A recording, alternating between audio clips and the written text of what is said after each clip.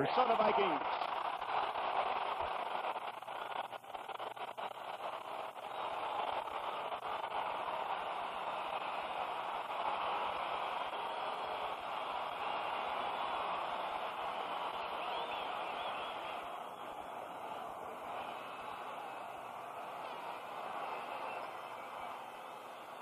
And now, the defending Super Bowl champions, the Miami Dolphins. First, here are the interior linemen.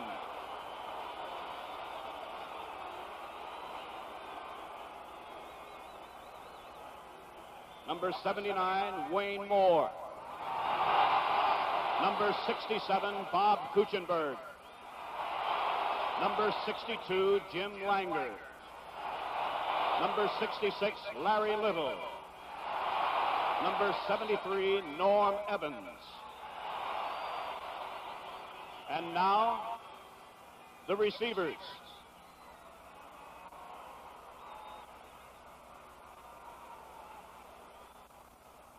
Number 88 is Jim Mandich. Number 86, Marlon Briscoe. Number 42, Paul Warfield.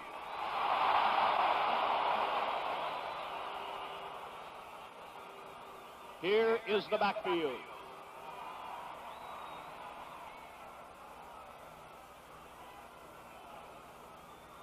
Number 22, Mercury Morris.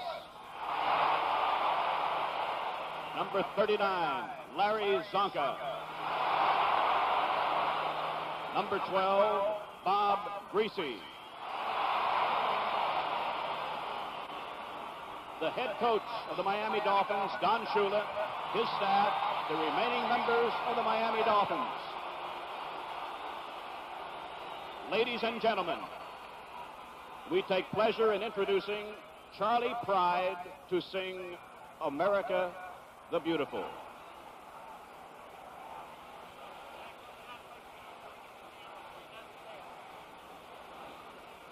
We will have Charlie Pride in just a moment. We'll be ready for the kickoff of Super Bowl VIII in just a moment.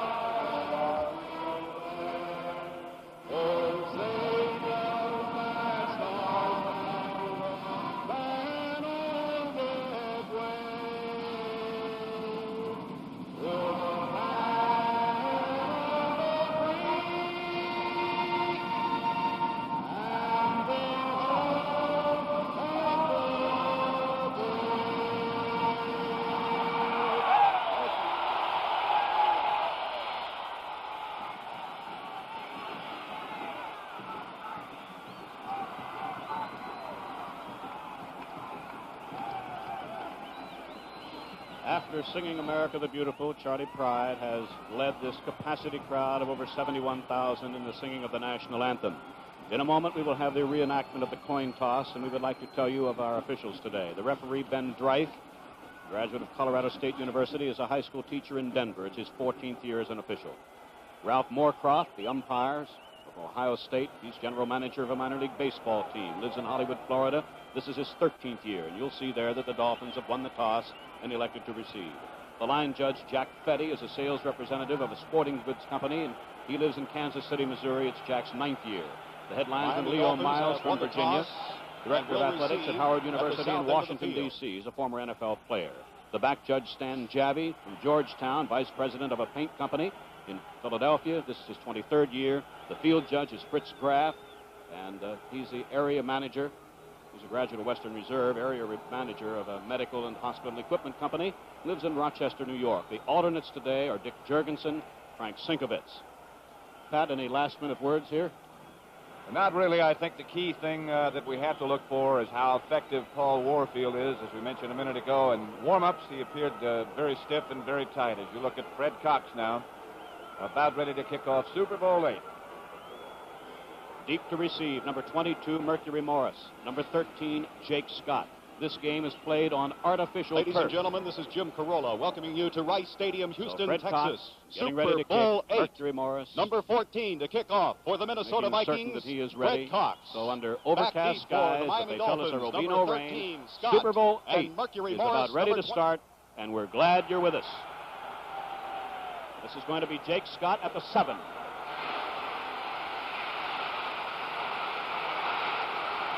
Good run back, 38-yard line, collared by Terry Brown, and Miami's going to start off in a great spot on the field.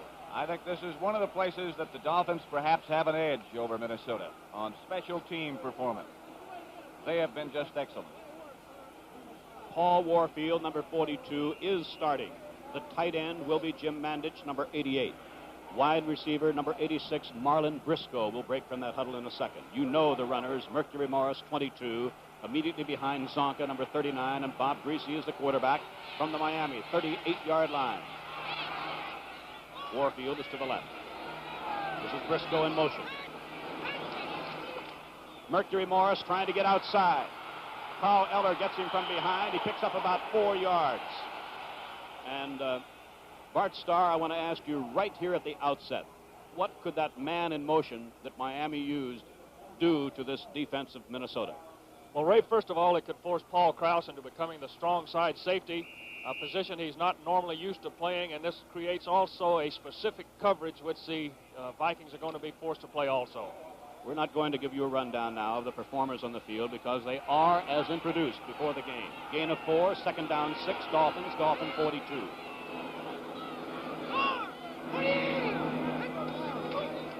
Zonka. He picked up just a couple. The Dolphins are going to have a 3rd and 4, and Roy Winston upset him. This is an awesome Miami running game. Let's look at the blocking here as Kuchenberg comes behind. Larry Little gets a fine block on Jeff Seaman, but Eller and Gary Larson, with help from Roy Winston, managed to control the play at the line of scrimmage. Miami basically a running team. They threw the ball very little in the playoffs so far. This time, Greasy sets 2 wide receivers to the right, Briscoe and Warfield, on 3rd down and 4. This is Briscoe in motion. No, it's Warfield. That was Warfield in motion. Complete, first down, 43-yard line of Minnesota, the tight end, Jim Mandich. And perhaps, Ray, we should also mention an injury to this man. Mandich had a broken thumb. He had played previously with a cast on his thumb. That cast was removed, and now he's just got it wrapped very securely. Jim Kick was in the backfield on that last play, replacing Morris, but he's out of there. Morris is back in, as the initial first down of the game belongs to the Dolphins at the Viking 43. Warfield, left side. Briscoe, right side. Morris. Nothing there at all. First man to meet him, Alan Page. Bob Greasy, passing ever so sparingly in playoff action, and for a very good reason. He hasn't had to. They've been able to control the ball on the ground. Greasy, by the way, says that he concentrates so thoroughly during the course of a game that he's not aware that there are people in the stands. He's not aware of what his teammates even are saying to him in the huddle. Many times they talk to him, but he doesn't hear. Jim Kick is in the backfield, number 21. He's lined up to the left of Zonka. Second down, 10. Might have lost a half yard. There goes Zonka. And he has a first down inside the 30. Paul Krause, the free safety, had to make the tackle. Excellent blocking up front by Kuchenberg on Page. Zonka makes the good cut. It was a cross block, I beg your pardon, between Wayne Moore and Kuchenberg. Kuchenberg blocking out on Jim Marshall. Moore blocking down on Page. The rest is good running by Zonka. Morris is back in. Dolphins first down and 10. Viking 27-yard line. Briscoe breaks to the right. Warfield comes left. Bobby Bryant is giving Warfield a lot of room. On first down, this is Briscoe. It's complete, 21-yard line in front of Nate Wright, the cornerback who shoved him out. It's going to bring up a second down for the Dolphins. Super Bowl VIII is just underway. The Dolphins took the opening kickoff, and by golly, the team that has been scoring first in these playoffs has gone on to win every time, have they not, Pat? This is the kind of situation that certainly the Vikings do want to avoid. There is the other quarterback, the one that Ray mentioned in his opening remarks, that wants to shed for all time the label that has haunted him, I guess you could say, throughout his career. The fact that he cannot win the big one. This is the big one. Second down, 4. There's Zonka. And that might be another first down around the 16. He dragged Alan Page the last couple of yards with him. And there is Bud Grant, described as imperturbable. Speaking of men who have the ability to concentrate. It is the first down, Ray. Bud Grant explained, by the way, why he doesn't do much moving around on the sidelines, that he stays in the same place and doesn't pace as some of the other coaches do. He's one of the few who wears a headset and talks directly to his coaching staff. And he says the reason I don't move around is because I got a short cord. Marlon Briscoe goes to the right. Paul Warfield to the left. The Dolphins have a first and 10 at the Viking 16.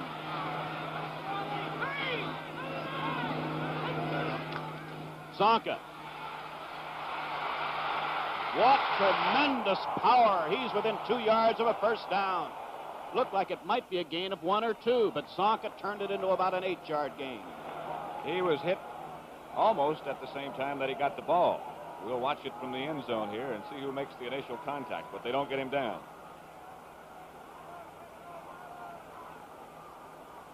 But the offensive line for Miami is doing just about what they want to. Second down, 2. The ball is at the 8-yard line of the Vikings.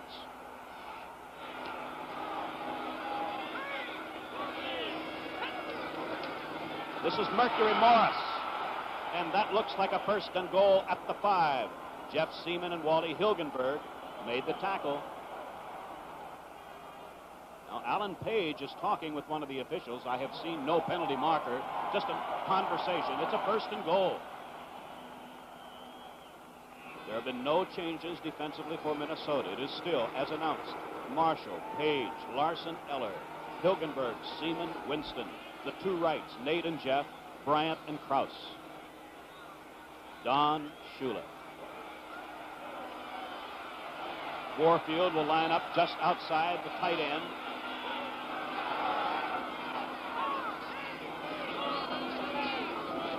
Warfield in motion. Zonka. Touchdown.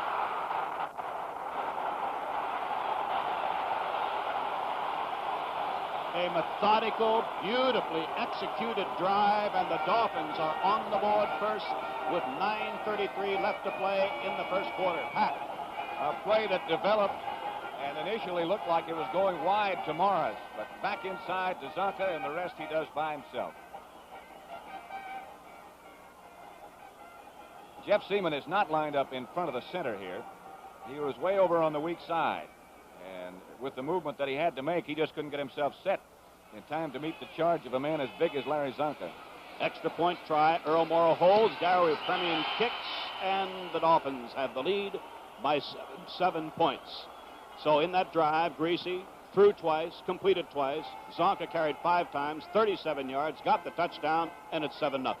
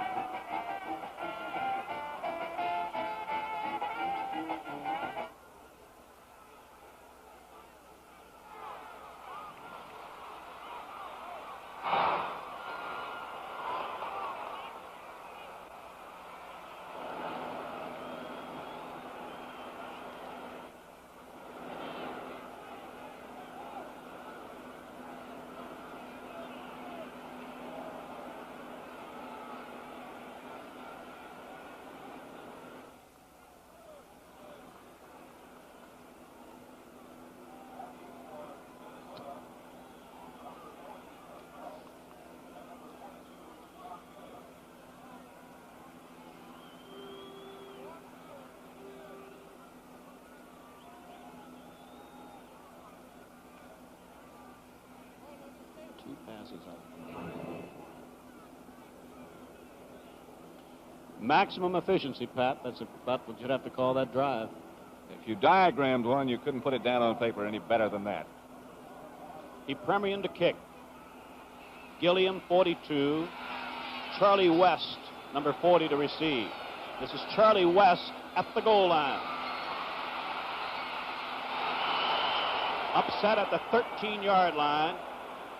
Henry Stuckey, a defensive back of the Dolphins, made that tackle. And so Fran Tarkenton will start with a Minnesota offense that has seen one significant change. At right guard, you will see number 66, Frank Gallagher, in place of Milt Sunday, who had to be deactivated because of knee, just did not respond. That leg injury didn't come around, and he is at right guard.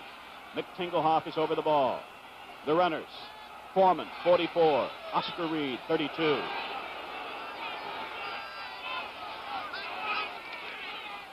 Foreman out to about the 19-yard line. Bart Starr, I wonder if I could ask you, in looking back at the Vikings' victory over Dallas when Tarkenton consistently was throwing on first down, was it the nature of the opposition, the type of defense that you think dictated that sort of a strategy on the part of Tarkenton? I certainly think so, Ray. I think that they felt that you could very well predict what Dallas was going to do, and I think this is the reason they did that. Doug Kingsrider, number 89, is in. He is a tight end. There are two tight ends in. Foreman. And he did not get back to the line of scrimmage. He was hit very, very hard. And there's going to be no gain on the play. This telecast is presented by authority of the National Football League. It's intended for the private use of our audience. Any rebroadcast or other use of this telecast without the express written consent of the National Football League is prohibited. Forward progress is ruled the 19-yard line, and for the Vikings, a key 3rd and 5. And Miami and their familiar, oh so familiar, 53 defense with just 3 down linemen and an extra linebacker, number 53, Bob Matheson. Tarkenton has a 3rd and 5. This is Foreman. And he appears to be about a yard shy of a first down. Manny Fernandez, showing tremendous lateral pursuit, made the tackle. This is a play that Minnesota used with great effectiveness against Dallas. Pass to Foreman out in the flat. He does a good job of running, but not a very basic job of holding on to the football, or carrying the football, I should say. He didn't lose it. But when you get hit with the ball at arm's length like that, it's pretty tough to hold on. And so as Tarkenton goes to the sidelines, the punting unit comes in. Mike Eischeid to punt. Great return men. Dick Anderson, Jake Scott back, as the Miami defense is equal to the first challenge from the Viking offense.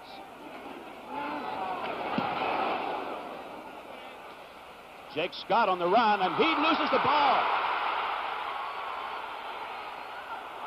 Oh, the Dolphins. Somebody was very alert because Jake Scott was really cracked, and somehow he got the ball back. Let's look again. This could have been a big break for the Vikings, as Scott really has got to scramble to get it back. Terry Brown had a shot at it right there.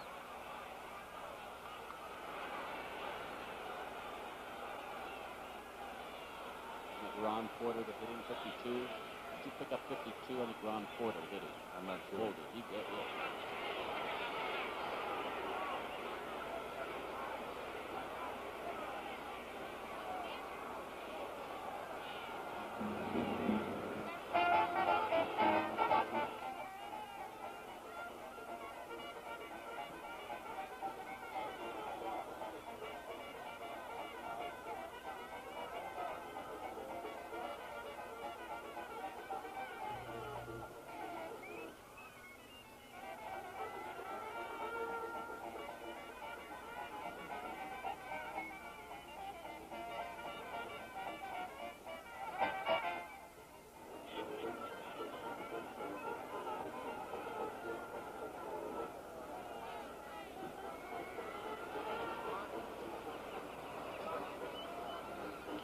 From high above Rice Stadium in the misty skies over Houston, Texas,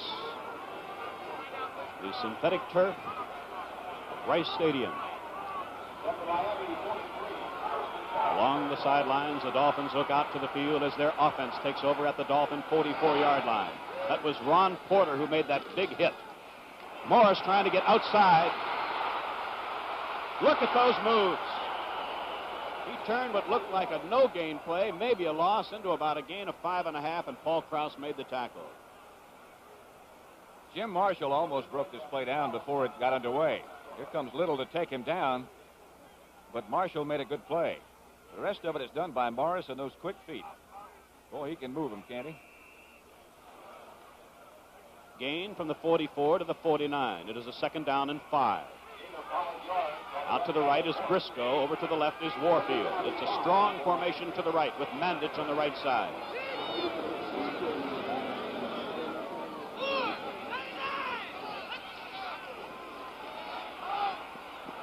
This is Mandich, the tight end.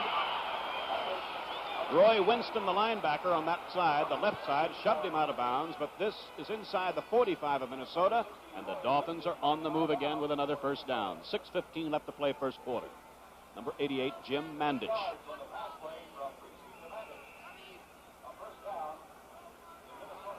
That's one thing I was checking over the multitude of notes that we have, and I'm sure everybody else does who's here about this game. The team that scored the first touchdown has won every Super Bowl game, and we're in number 8. The Dolphins are leading 7-0. First quarter.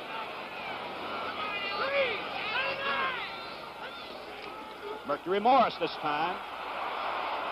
He dives to the 39-yard line. Paul Krause came up to help out Jeff Seaman, and Gary Larson was there too. And so Jim Kick, number 21, is going to replace Morris. 2nd down. A little more than 5 yards to go for a 1st down. A 10-play scoring drive by the Dolphins as they lead 7-0. Zonka scored the touchdown. Greasy completed 2 of 2 passes in the drive. Briscoe goes right. Nate Wright moves out with him. Warfield comes wide left, and Bobby Bryant gives him a lot of room. Zonka shedding tacklers. He has a 1st down.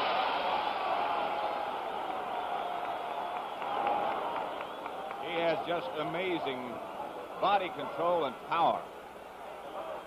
Don't underestimate the offensive line. They're doing a good job. As Norm Evans screened out Gary Larson nicely, but the rest of it, again, as we said before, is that really just fantastic strength of Larry Zonka, and Bud Grant should be concerned. 1st down, Dolphins, Viking 32-yard line. Just 5 minutes now left in the first quarter. Behind the line, Jim Kick is met by Alan Page, and did he get off the ball fast that time? He's about as quick off the ball as any lineman in pro football. He lines up very close to his opponent and really just fires off. Kick had no chance. So one of the very few times as we watch Kick being hit by Alan Page that the Dolphins have lost anything so far today. It was a loss of 2.5. Call it 2nd down 12 at the Viking 34.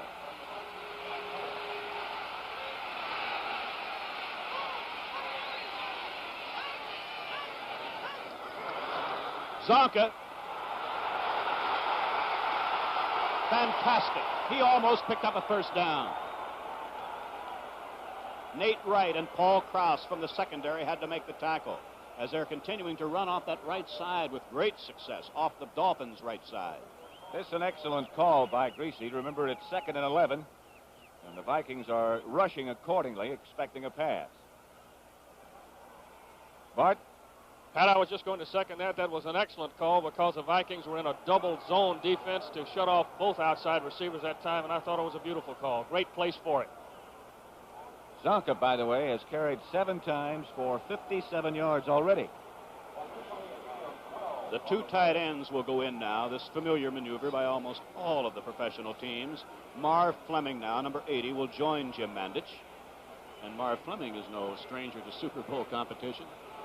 In fact, with this appearance, he sets an all-time record for one individual playing in Super Bowls. This is number 5. Ray, he's made over $140,000 in playoff money. That's more than I made in 10 years in the league. Just now, Mercury Morris replaced Jim Kick. It is 3rd less than a yard at the Viking 22. Zonka is lined up directly in front of Mercury Morris.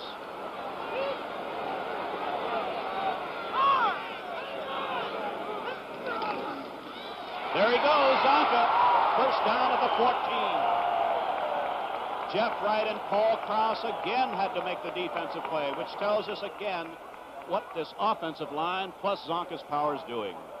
There's a guy right there with blocking on Alan Page, number 62, Jim Langer, that you don't hear too much about. Zonka now up to 65 yards, but Langer is one of the best centers in pro football, no question about it. You just don't hear too much about him. Ever pacing Don Shula looking on as his Dolphins have a first down now at the Viking 14-yard line. On first down, that's Marlon Briscoe at the 1.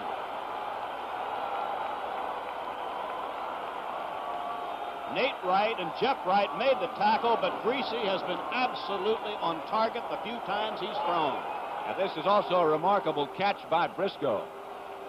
Greasy threw the ball. Ball's in the air before Briscoe ever looked. And he's 4 for 4 now, Pat, for 49 yards is Bob Greasy. Jim Kick is in now. The two tight ends are in, Mandich and Fleming. First and goal, Dolphins leading by 7 and less than a yard away from leading by 13.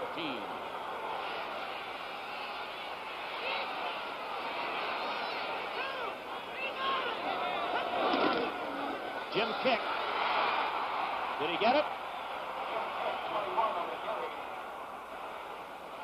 Roy Winston upset him. No signal yet that he got into the end zone, so he stopped that close. I'm pretty sure his feet got into the end zone, but that's not the key in a situation like this. The ball has to get into the end zone for a touchdown to be called. They didn't argue too much, so they must have been satisfied. So second down, goal a foot away. Bob Lertzema is in defensively for Minnesota.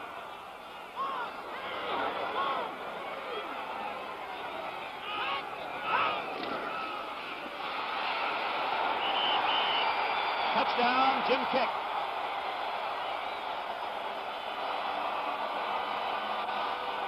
So the Dolphins strike the first 2 times they have the football.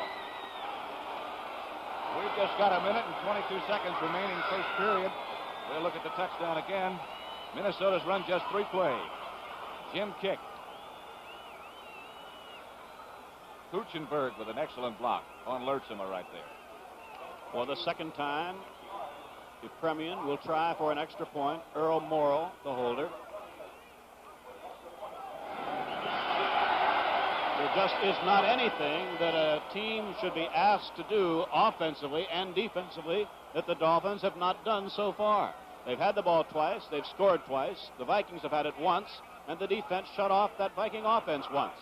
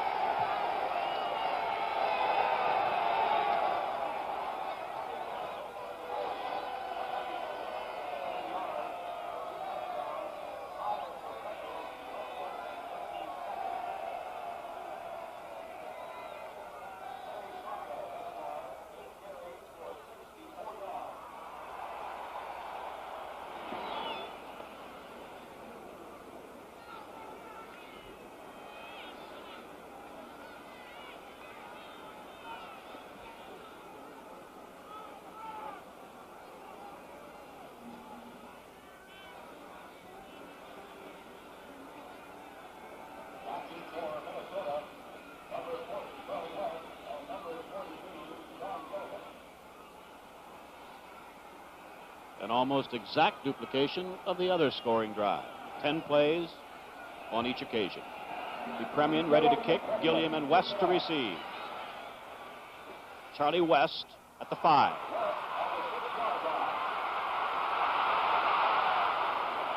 A marker is back at the Viking 20-yard line as West went out of bounds at the 24. Bill Brown, the veteran running back of the Minnesota Vikings, checking with the officials, and referee Ben Dreith in a moment will give us the call. Holding Minnesota. So to add to the Vikings' woes, they must start here. Fran Tarkenton and his offensive unit from very deep in Viking territory. The Vikings will have Grady Alderman, 67, Ed White, 62, Mick Tingelhoff, 53, Frank Gallagher, 66. There again is that same holding. By the way, on Sunday, the 27th of January, the CBS Eye on Sports will become a weekly feature here on the network. This fast-paced sports news, features, and commentary program will be hosted by our colleague Jack Whitaker. Right here on CBS, where you see the best in sports on the #1 network. Vikings from the Viking 11. On first down, Tarkenton to Foreman. He is a gain out to the 16-yard line. It'll be 2nd and 5, and Mike Colin and Dick Anderson made that defensive play. Since we did not introduce the Viking offensive unit before the game, nor the Dolphin defensive unit, let's do that right now. We got down as far as Frank Gallagher, I believe, the right guard, playing in place of Milt Sunday. Ron Yeri, number 73, is the right tackle. Stu Voigt, number 83, is the tight end, and he's joined now by another tight end, Doug Kingsrider, number 89. The running backs are Chuck Foreman, number 44, the brilliant rookie. Oscar Reed, number 32. Wide receiver, John Gilliam, number 42, is out to the left. This is Oscar Reed. Manny Fernandez collars him after a gain of a couple.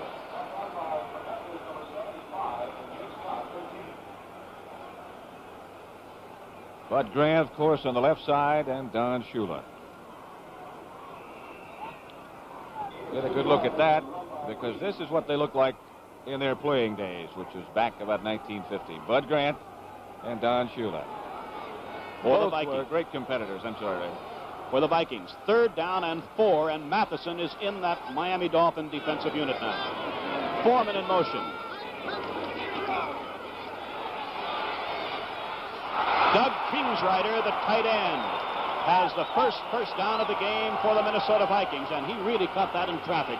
But Pat took a heck of a catch to get the Vikings their first down. That might have been the final play of the first quarter, because the last 5 seconds are right now ticking away.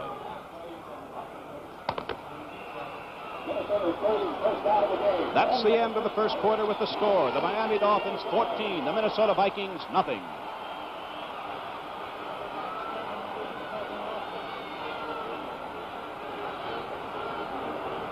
You come back, remind me to set the defense.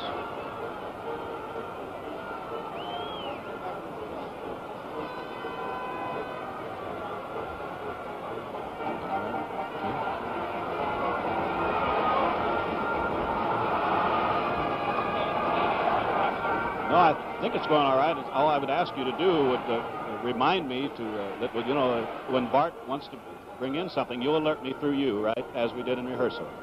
Okay. Right. He wants to know if you have anything for him.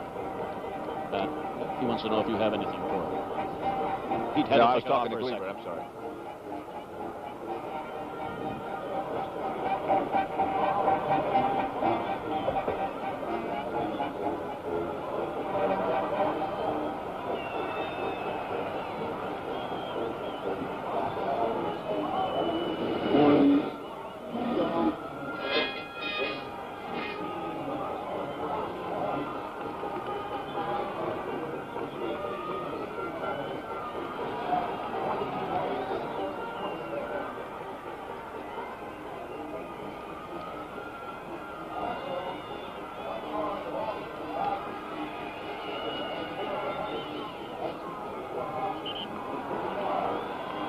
The preceding announcement was brought to you by the National Football League. For the Dolphins, Bill Stanfield, 84, Manny Fernandez, 75, Vern Denherter, 83. Bob Matheson has been added, number 53, to linebackers Doug Swift, Nick Buonaconte, and Mike Colin. First down, Vikings. Viking 27-yard line. Foreman. He's out to the 32-yard line. Bob Matheson made the tackle. And now the remaining members of this Dolphin defense. They've been on the field such a very short period of time, we haven't had a chance to give you a rundown. The cornerbacks are Curtis Johnson, 45, Lloyd Mumford, 26, Dick Anderson, 40, Jake Scott, 13 are the safety men. The Vikings picked up 5 yards on first down, so it's second and 5 now at the Viking 32. And Minnesota still going with the 2 tight ends. I think probably because of the frequency in which Miami plays that defense with only 3 down linemen, with an extra linebacker. They feel they can run against it, or they should be able to. Oscar Reed just across the 35, and Minnesota will have a 3rd and 1.5, and it was Manny Fernandez, number 75, who stopped the running play. Now, Bob Hines, number 72, will replace Matheson. And the Vikings are going to make a change. Number 68, Chuck Goodrum, is coming in. And Doug Kingsrider goes out. And Goodrum has many times come into play on a short yardage situation. If he lines up on the end of the line, which he is doing now in the backfield, in fact, not now, but he is an eligible pass receiver. He is reported to the referee. Oscar Reed might be short. He needed to reach just beyond the 37. The Vikings, or the Dolphins, are already sending in members of their special team, anticipating a Minnesota punt.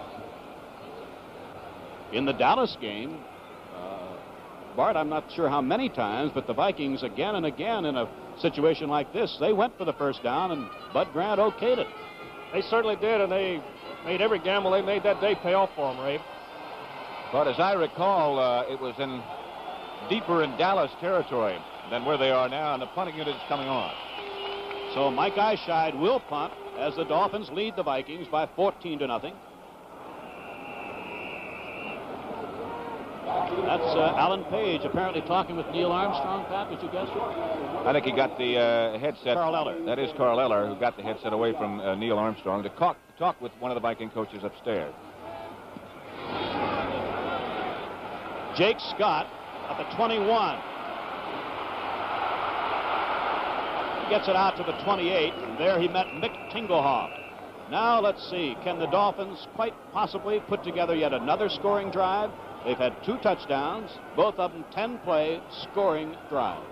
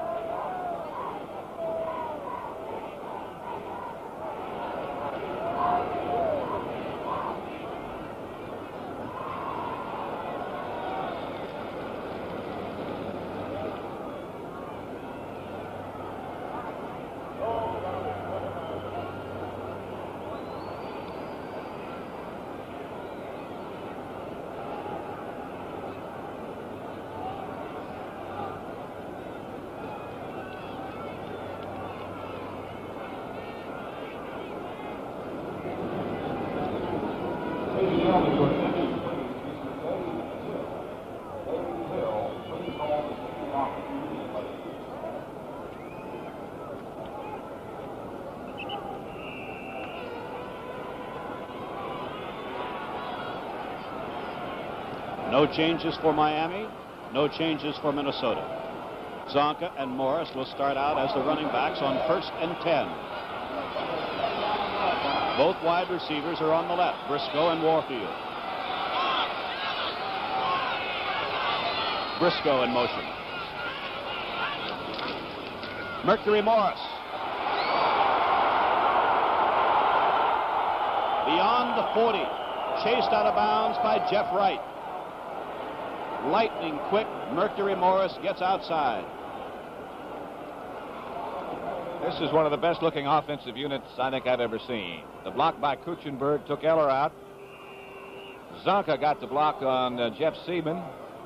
Mercury Morris cut, got away from Winston, and then his speed did the rest for him.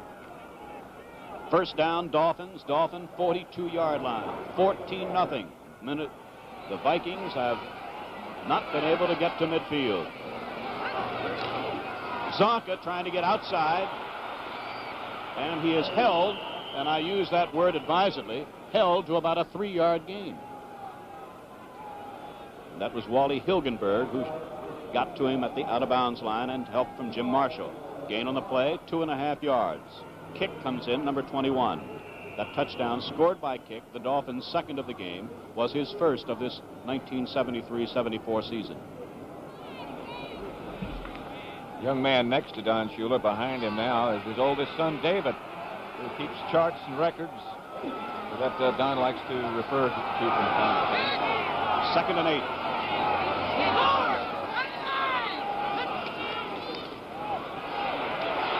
Alan Page gets Greasy.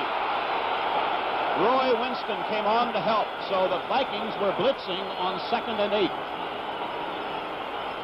So there's something that'll go into his notebook, young Shula. Well, we mentioned before how quick Alan Page is off the ball, and he lines up. Many times it looks like he might even be off sides, and then as quick as he is, if he has a gap on either side of the offensive guard, he's just by you and into the backfield before you can make a move. There was a loss of 11. It is a 3rd down and 19. Jim Kick, number 21, is in. Briscoe to the right, Warfield to the left.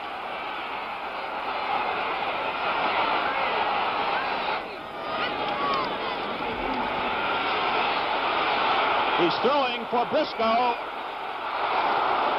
And Greasy really got decked. I don't know how he got rid of that football. Carl Eller hit Greasy the instant he released that football, and he still was right on target.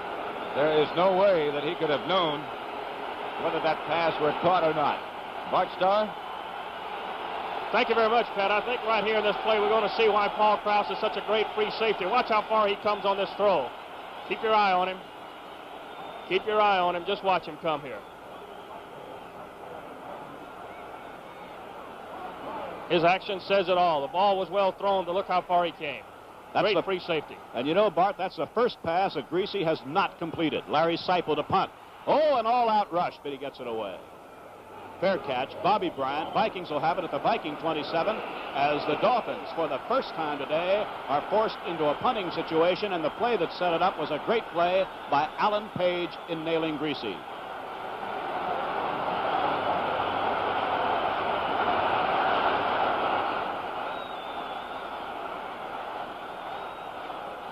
Tim Foley in place of Humphrey.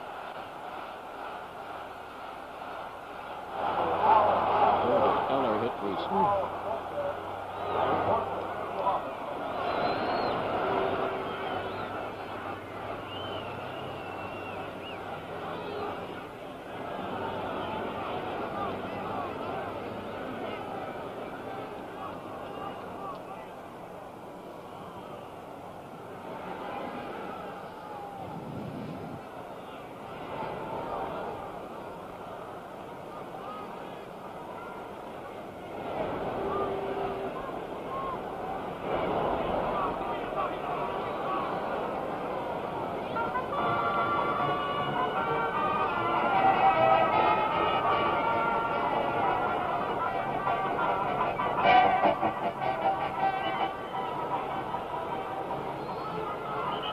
Does Matheson staying?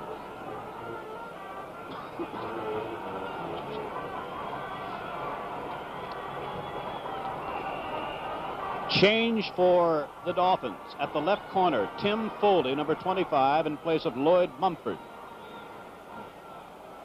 First down, Minnesota, Viking 27-yard line, and there's Larry Zonka, who has already carried for big yardage and scored the first touchdown. Kingsrider, number 89, is wide to the right. Gilliam to the left.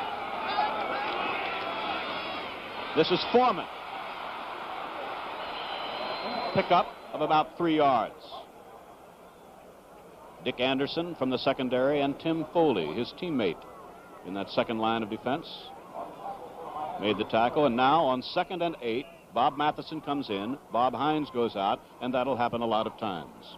Anytime the Dolphins think they have you in even a possible passing situation, they make that change. This time, Gilliam and Kingsrider are to the left.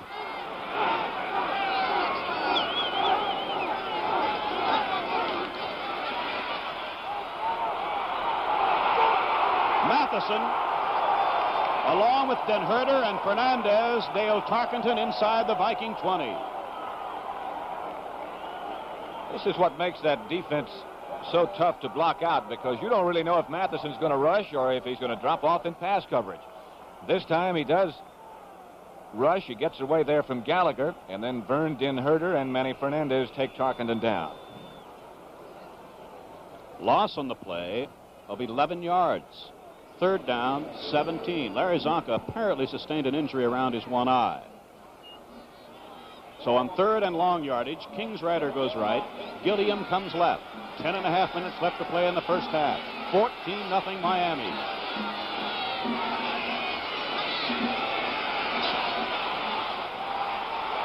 Tarkenton. Kingsrider.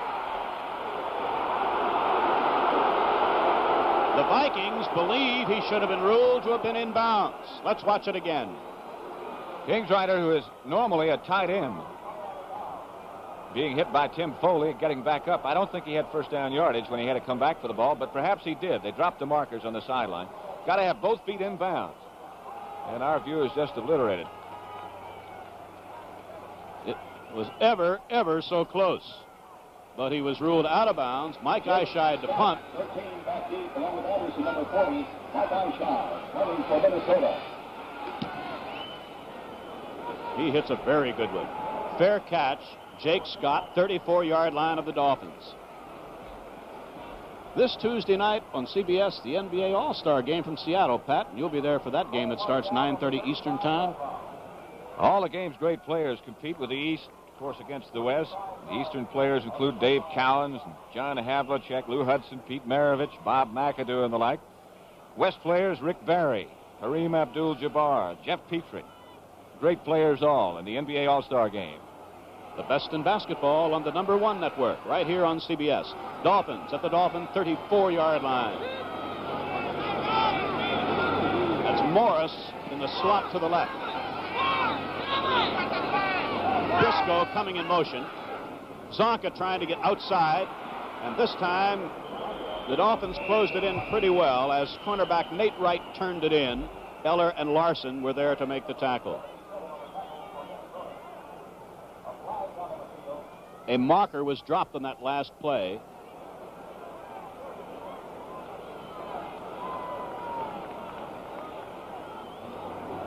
Personal foul against Minnesota. So a costly penalty now, and instead of a short gain on Zonka's run, a major penalty against the Vikings with just under 10 minutes left to play in the first half. And the ball comes over to the Viking 49-yard line.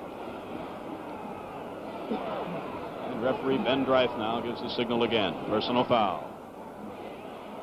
A capacity crowd here at Rice Stadium in Houston, Texas. And Wally Hilgenberg was the man ruled to have committed the personal foul. Linebacker for the Vikings. 1st and 10, Dolphins.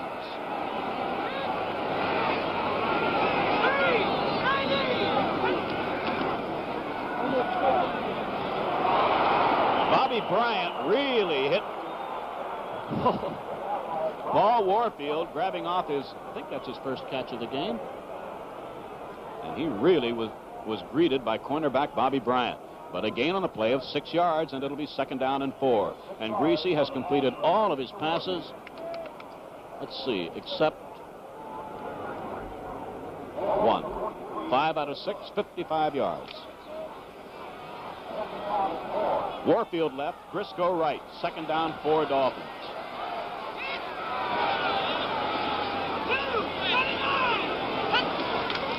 Zonka about a yard short of a first down at the 40 as Hilgenberg and Seaman pinched in to make the tackle.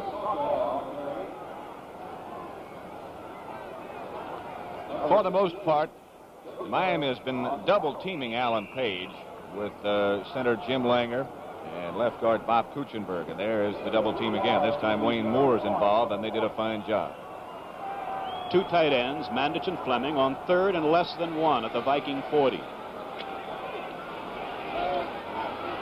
Warfield comes right.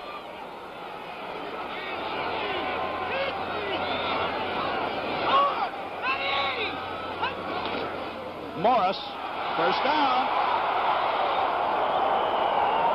He ran into one of the officials, or he might have had even greater yardage. Paul Krause had to make the tackle at the Viking 30.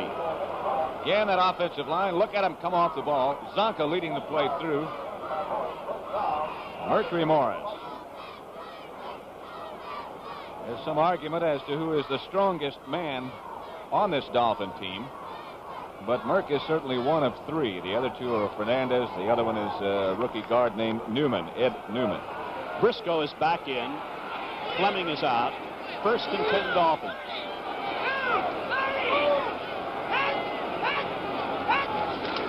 Zonka.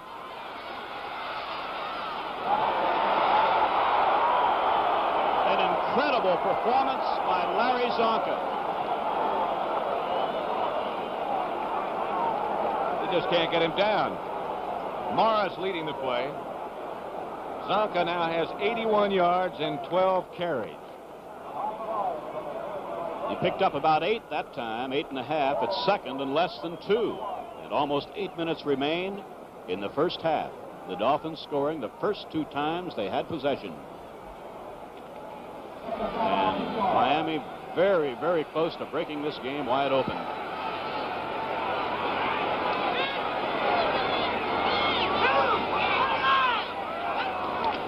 There goes Zonka again. This time there is nothing there at all. And the man responsible, young middle linebacker Jeff Seaman, with help from Jim Marshall. Seaman wears number 50. Marshall is 70.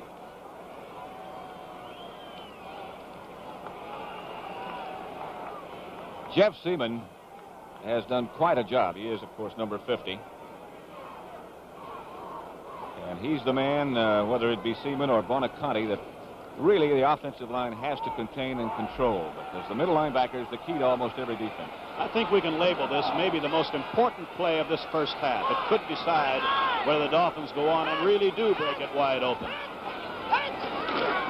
Zonka, and he didn't get the first down. He is just short of the 20. He was upset by Carl Eller. Gary Larson helped out. And the kicking unit goes on. So Garo Ipremian will try to put the Dolphins in front by 17 instead of 14, as Don Shula has made the decision to go for 3. The clock running when the ball is snapped. About 6 minutes will remain in the first half. And again, the holder is Earl Morrill. This will be an attempt of 28 yards.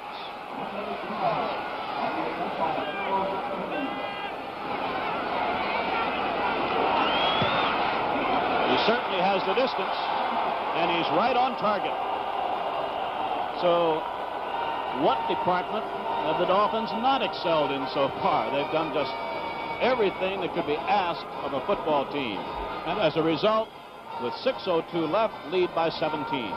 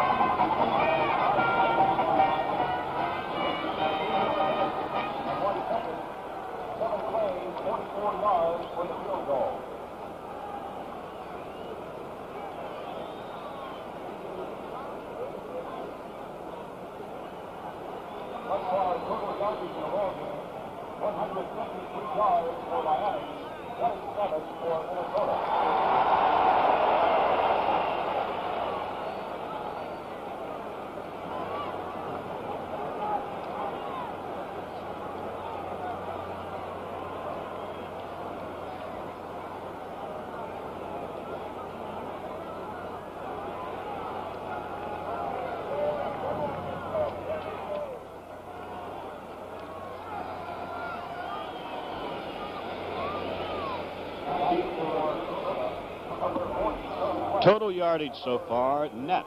Miami Dolphins, 153. Minnesota Vikings, 27. Ipremian getting ready to kick. Sort of a squibber. It was overrun by Gilliam, and Charlie West will have to watch it roll over the end line for a touchback. So the Vikings will start from the Minnesota 20. And correct me, Pat, I don't believe Minnesota's been in Dolphin territory yet. Not yet. Miami has already scored more points, 17, than any other team has in a Super Bowl in the first half. Mumford has replaced Foley now at the left corner. Lloyd Mumford, number 26. Other than that, the Dolphin defense remains as it has been most times.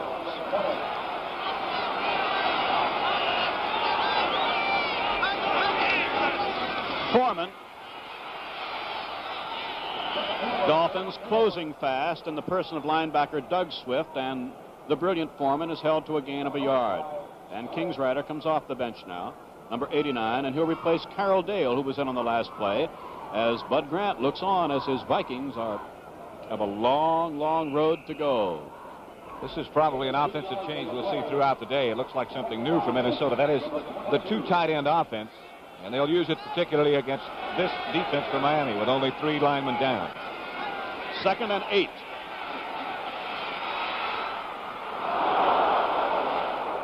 Chuck Foreman, the intended receiver, but almost picked off, and it's going to be 3rd down and 8. We mentioned before that it's overcast and very misty, but 52 degrees, and we're told no threat of rain here in Houston. And that gives us a chance to remind you that the unprecedented cold weather in Kansas City, where it's 5 degrees below, we're told, and 14 to 16 inches of snow, has forced workouts for the AFC-NFC Pro Bowl game to be switched to San Diego. For the Vikings, a 3rd and 8. 3rd down, 8 to go.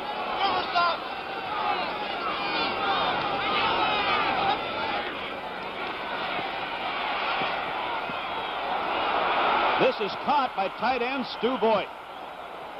Well, there was a great catch.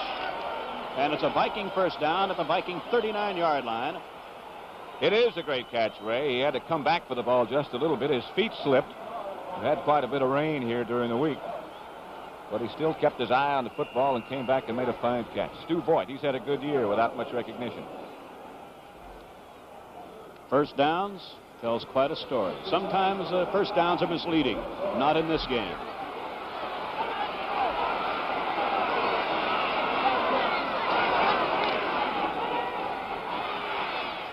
This is Oscar Reed, unable to hold on, and closing in on him was Doug Swift. Ball might have been thrown just a little bit behind him, and he had to make a turn I'm sure he didn't want to make.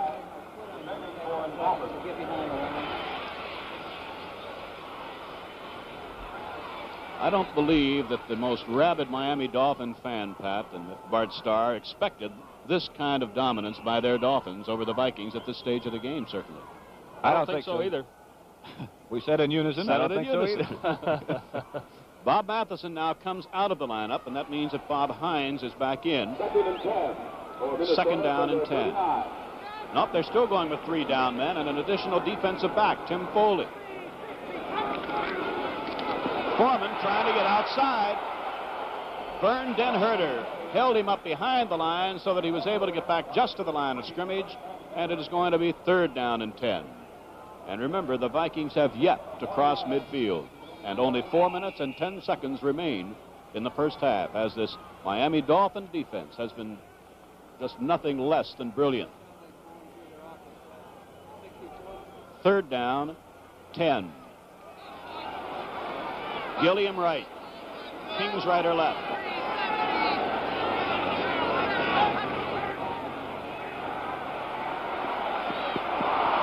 Fine catch. Stu Boyd, 45-yard line.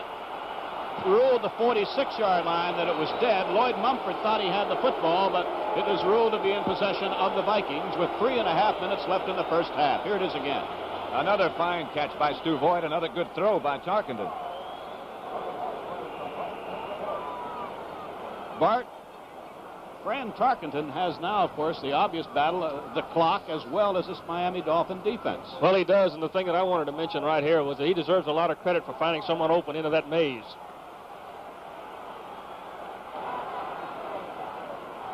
Oscar Reed, the man in motion.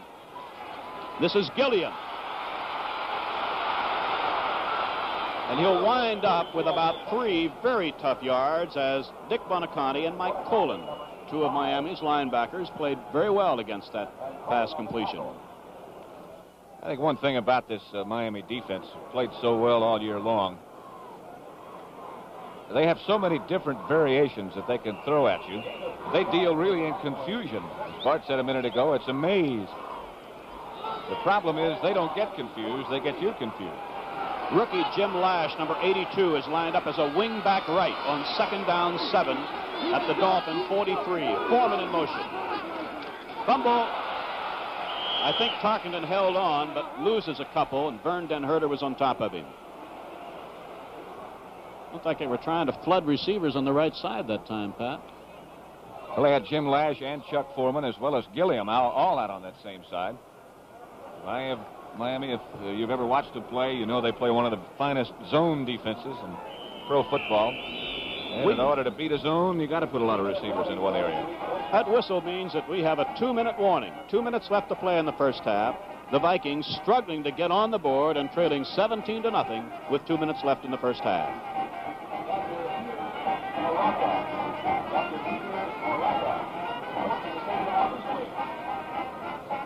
Right.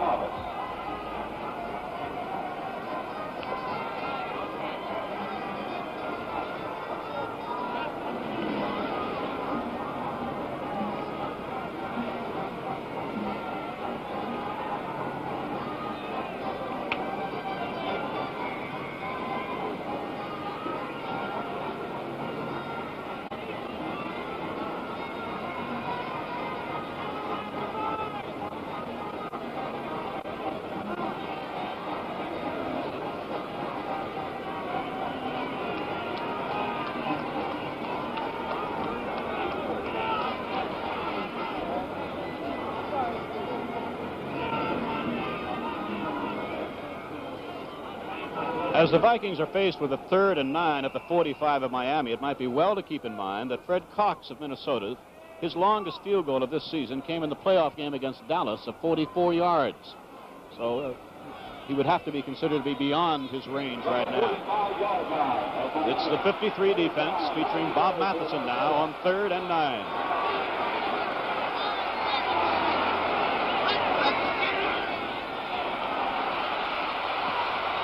Gilliam. He's down at the 15-yard line. Curtis Johnson finally got him. And the Vikings have immediately asked for a timeout, and they'll have 1:46 left to play in the half when play is resumed. Bart, how about that for a brilliant pattern run by Warfield? Well, it was an excellent route run by John Gilliam. I'm sorry, Gilliam, Bart. As our viewers are going to watch right here, this is Gilliam coming out, and it's probably one of the deeper patterns you'll see thrown against this, but very effectively. He's going inside here. The ball is on rhythm, and now this guy also has the ability to do something with it once he catches it. This is a great play by Fran Tarkenton and John Gilliam. So number 42 of the Vikings, John Gilliam, runs the sort of a pattern that we saw Paul Warfield, number 42 of the Dolphins, run in their playoff victory against Oakland. It's something that Gilliam and Tarkenton both used, I think, fine judgment in. And looking at that defense Bart Starr was just pointing out a minute ago, it is almost impossible to get behind those 3 deep men in the Miami zone. They just take off. So Gilliam, I think, used a lot of judgment in cutting underneath. Foley has replaced Mumford. Tarkenton keeping. And he's down to the 7 or 8 yard line, within about 2.5 yards of a first down. And I don't think there was any doubt that that was a planned play on the part of Tarkenton. No doubt about it. He never even looked for anybody to throw it to. Plus, the offside of his offensive line was downfield blocking, trying to set up a wall for it. 2nd down, 2.5 at the Dolphins, 7.5. Oscar Reed, and he gets nothing at all.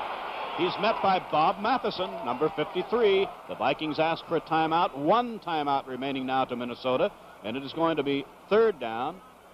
Let's see where the ball is placed, as Tarkenton is going to consult with the Minnesota coaches. It's going to be 3rd down and still 2.5 yards for a first down. I think, Ray, one of the worst things that can happen to you in a football game or in a season or whatever the case might be is to become predictable. And we have said so many times when the Vikings get into a situation where they need short yardage for a first down, they run toward Ron Yeri, who they consider to be their finest offensive blocker. They have done it twice without success. They did it just then with Reed. They did it once before. This gives us a chance, as you look at John Gilliam, to remind you that he and Jim Mandich of the Dolphins will be among the NFL players making the trip to Korea, Japan, and other Far East locations. It's the 9th straight year the NFL has cooperated with the USO and the Department of Defense. It's a great thing they've all done. It's all been in their own time. We are sure, of course, the hospitalized American servicemen certainly do appreciate it, as do the sponsoring USO and the Department of Defense. Gilliam, Mandich, and more will make that trip. Third down, about 3 yards for a first down. The ball at the Miami 8. A minute 13 remaining in the first half.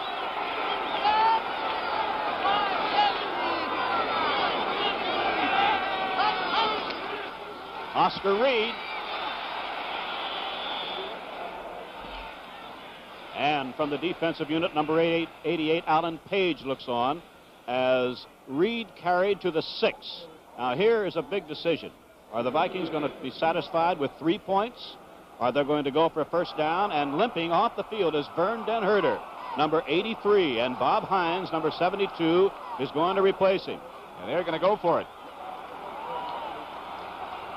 Time left, less than a minute, and the clock is running. 2 tight ends, Kingsrider. Chuck Goodrum, number 68, comes in. 4th and 1 at the 6. Vikings have one more timeout remaining.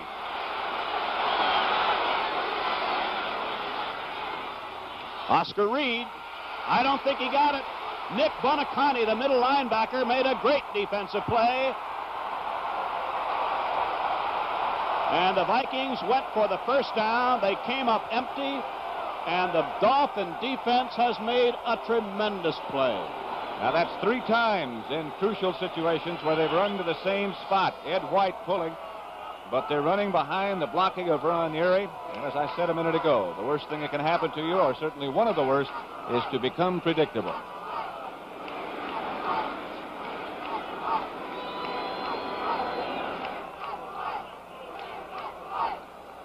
Bart, you have any thoughts about that situation of a moment ago?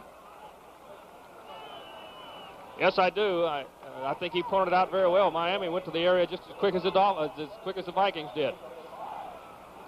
So the Dolphins have the ball at the Dolphin 5 with 30 seconds left in the half. And Zonka burrows straight ahead for a yard or so. Let's check what Larry's running yardage is so far here in the first half. He has gained 83 yards and 15 carries, has Larry Zonka, as Bud Grant and Fran Tarkenton were just chatting an instant ago, and the final seconds are ticking away, and I would doubt whether we'll have any more plays here in the half, except that the Vikings called time with 12 seconds remaining. And as I mentioned a minute ago, that's their last one. And this becomes, I suppose, one of the important points of the first half, the fact that they had to use 2 other timeouts on that previous drive when they didn't make the first down. Now that's their last one. There's no other way for them to stop the clock now. Bart, I wonder if I could ask you, it just seemed to me that that failing to get that first down and failing to score and ignoring the 3 points that seemed to be almost certain, it could do a tremendous thing to the morale of the Vikings. It certainly could, and I think we're going to take a good look at that in this second half. But, you know, they have done a good job coming up to now and taking some gambles. They've paid off for them, and perhaps they really thought they could get it. Obviously, it was a very short distance to get. 2nd down and 10 at the Dolphin 5. Clock will start with the snap. Zonka, protecting the ball, has carried for the final play now of the half as the Vikings timeouts are gone. That's the end of the first half with the score. The Miami Dolphins 17, the Minnesota Vikings nothing.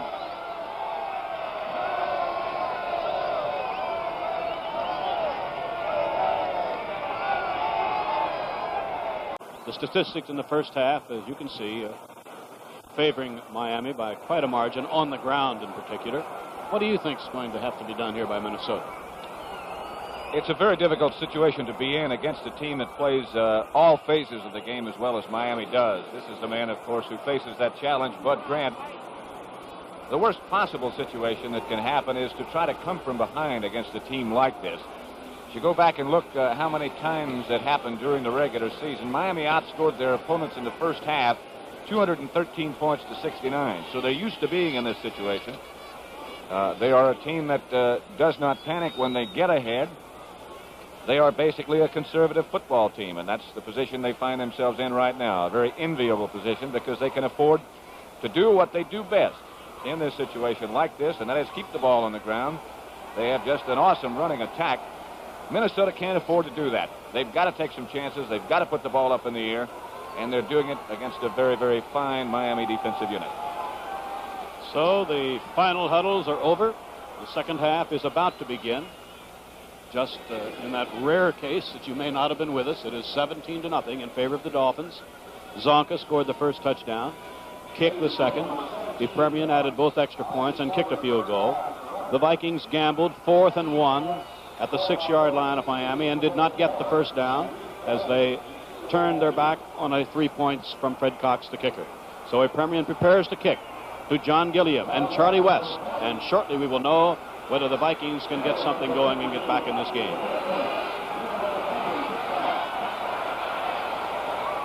Gilliam at the 1.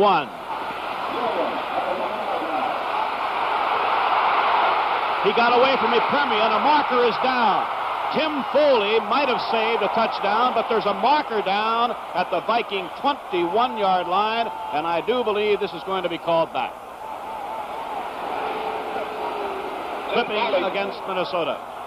That's the kind of break to begin the first half that the Vikings really needed to give themselves a lift. That could turn out to be the penalty of the game. So the infraction occurred in the vicinity of the 21. The Vikings must start from just beyond their 10, as again referee Ben Dreith indicates clipping against Minnesota. So Gilliam's brilliant return is nullified. And as Bart Starr pointed out at halftime, the Vikings are going to have to look at that 53 defense, and it's Stu Voigt who was guilty of clipping. Gilliam and Carroll Dale come out wide left. Veteran receiver Carroll Dale.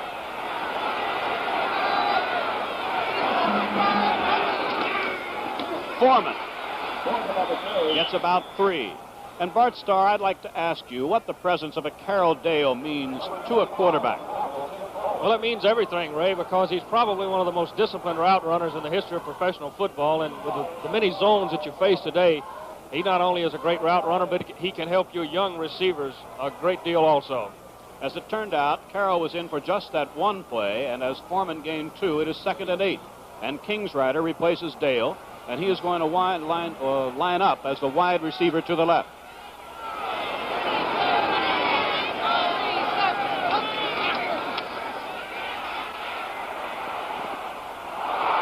That was almost intercepted by linebacker Mike Colin. Foreman wound up with it, but Colin had nothing but 13 yards of synthetic turf in front of him. Within inches of being 24-0 now. As Colin, number 57, watch him. He's got a perfect shot at this. Right through his hands and into the hands of Chuck Foreman. There is no gain on the play, and it is 3rd down and about 8. Offensive line, Alderman, White, Tingelhoff, Gallagher, Yari.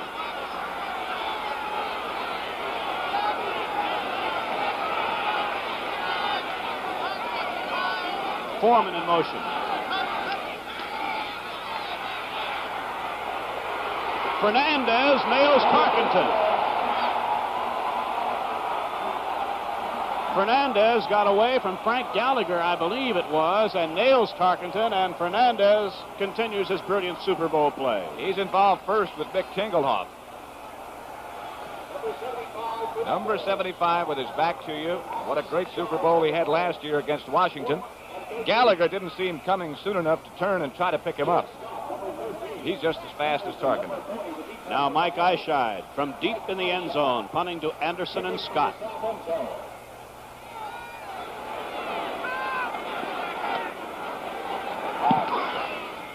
Eichscheid has a fine punt. Back at the Miami 45, Jake Scott trying to get outside. Fine run back to the 43-yard line of Minnesota.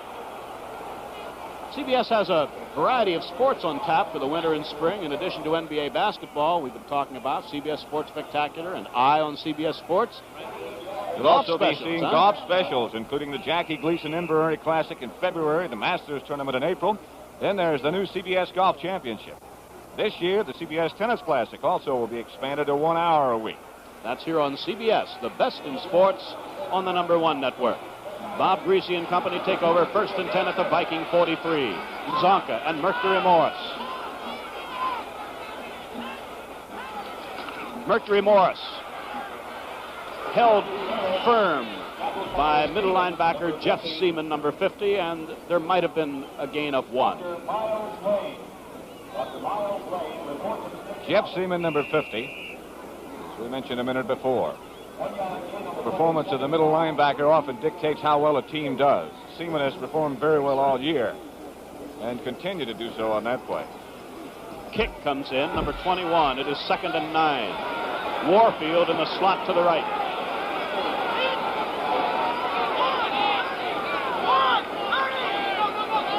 Warfield in motion. Zonka. That hole closed at the 38-yard line, and the Dolphins will have a 3rd and 5, and it's Jeff Seaman again who made a fine play. Again, let's watch him individually. Watch his quick reactions. This was a passing situation, of course. The Dolphins ran a draw, as Greasy did with success in the first half. 3rd down, 5. For the Vikings, Marshall, Page, Larson, Eller, Hilgenberg, Seaman, Winston, Nate Wright, Jeff Wright, Krause, and Bryant.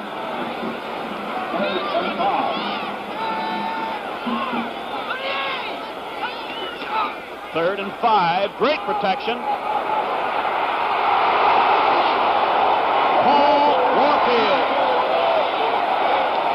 at the 11-yard line.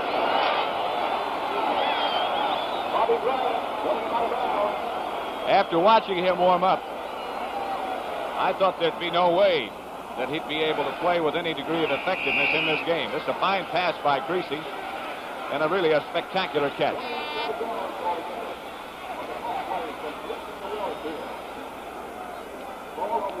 Bart? Well, Pat, the point I was going to make is that was a double zone again, and I think the strong safety, Jeff Wright, just made a mistake and blew it. 1st down at the Viking 11.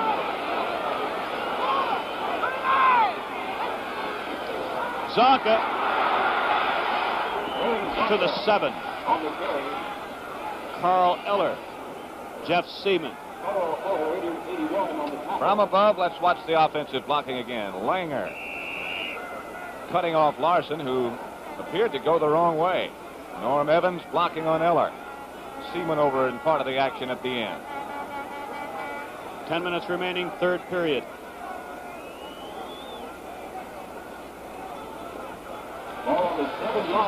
Greasy now is 6 of 7. 72 yards.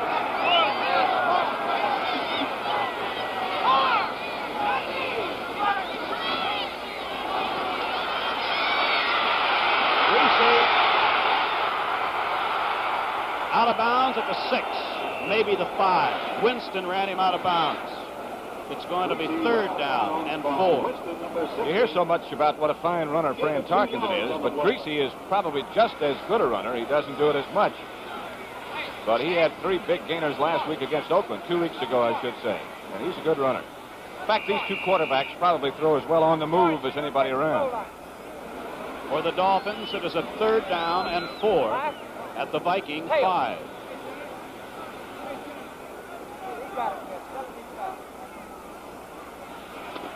Greasy sends Briscoe to the right. Warfield to the left.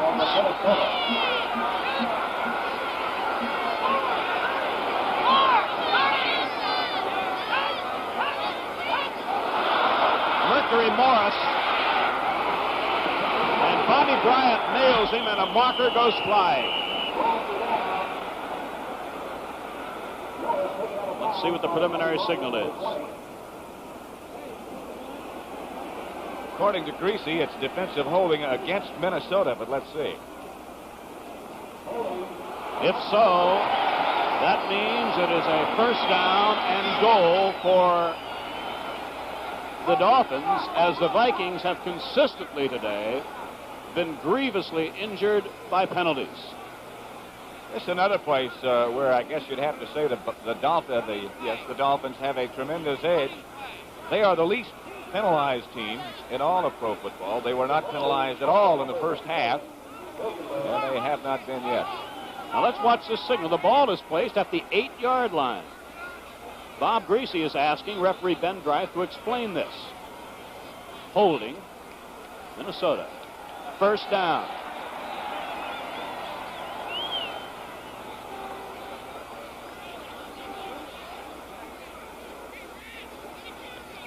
Now let's see, that play ended out of bounds around the 16-yard line, so it's a half the distance from the 16. But it is a first and goal at the 8.5. And Tarkenton looks on. Jim Kick is in. He's lined up to the left of Zonka.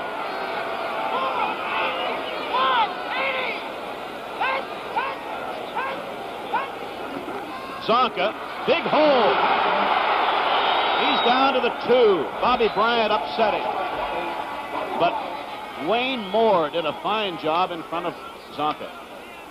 The whole left side of the offensive line does a good job. Kuchenberg, Moore, and Mandich is over there this time, too. Big hole, as you pointed out.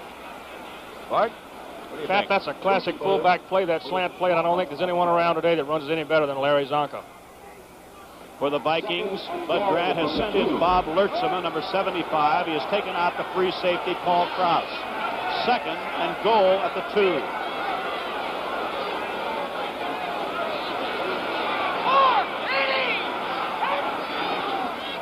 Zonka, touchdown.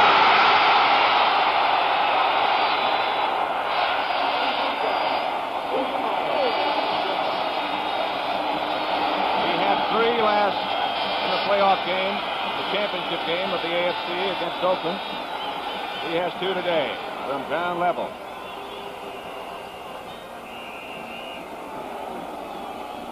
Somebody just got a piece of him. I think it was Roy Winston. Perhaps it was Hilgenberg. But there's no way to get him down with an arm. 20 carries, 93 yards for Zonka. Morrow holds for Epremian with 8:44 left to play in the third quarter. And I think it's pretty safe to say that when the Vikings get the ball the next time, whether they score or not will dictate whether we have a runaway Miami victory.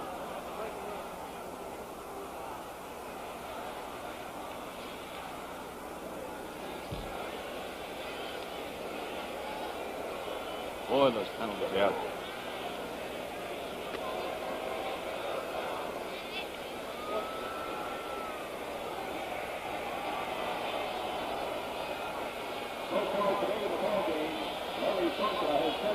Yeah, that's a big one.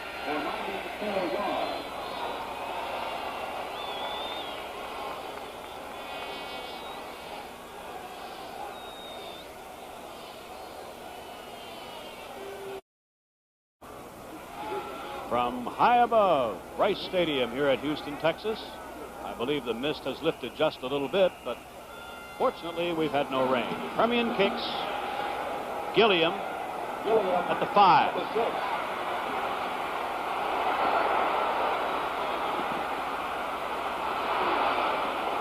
He gets it out to the 26-yard line. Bob Matheson made the tackle. This is Zonka's last touchdown. A few minutes ago, Greasy almost dropped the ball in the exchange from his center. What a fine charge by the offensive line. Let's look again. 21 yards on the return by Gilliam. Jim Kick, who was in the game, didn't even have to block. Tarkenton sends Gilliam to the left. And he makes a correction now and has Carroll Dale also on the left as a slot back.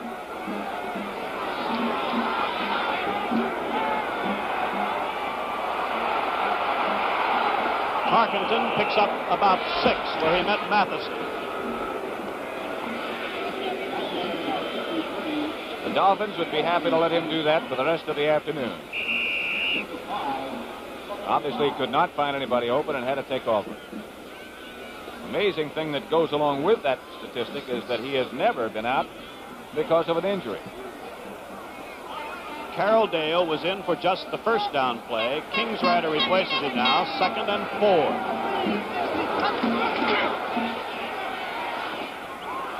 This is Foreman. He has a first down. Manny Fernandez made the tackle. So the Vikings trying desperately to get something going. If you missed the action toward the end of the first half, the Vikings had an opportunity on 4th and 1 at the Miami 6 to go for an almost certain 3 points. They elected to run for the first down and didn't get it. Bart? Ray, I think it might be interesting for our viewers to realize why the Vikings have 2 tight ends in there. Against this 3-man rush, it's an ideal thing to do is run with the ball. First down at the Viking 41. Reed. Oscar Reed picks up 6. And he's out to the Viking 47. Gary Larson, number 77, one of the front 4 of the Minnesota Vikings. And they have been handled very well so far today by that offensive line of the Dolphins. Larson has the unenviable task of facing Larry Little. And that's a tough job for anybody. It is 2nd and 4, and Gilliam is to the left and Kingsrider to the right. 6:40 left to play, 3rd quarter.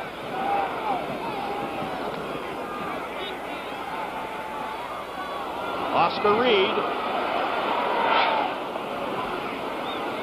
And he's going to lose a couple as cornerback Tim Foley, with help, played it very, very well. This was almost a lateral, as Francis had to throw it over the head, I would assume, of defensive lineman Vern Denherter out to Oscar Reed. No, it's not quite a lateral, but almost. But he had to throw the ball so high to get it over Denherter, who's 6'6", that he couldn't get anything on it. Great pursuit by that defensive unit. It was a loss of 1. It is 3rd and 5. Number 46.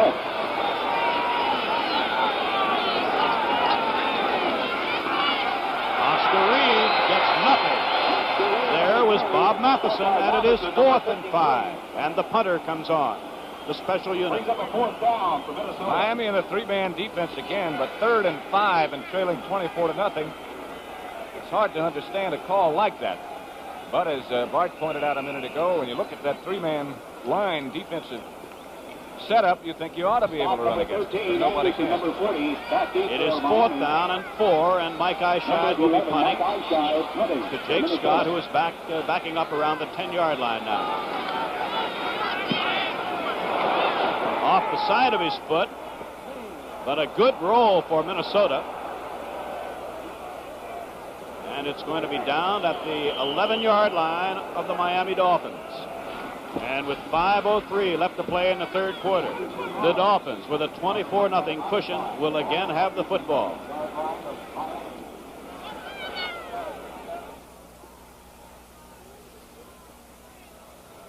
Boy, they need a break. A miracle.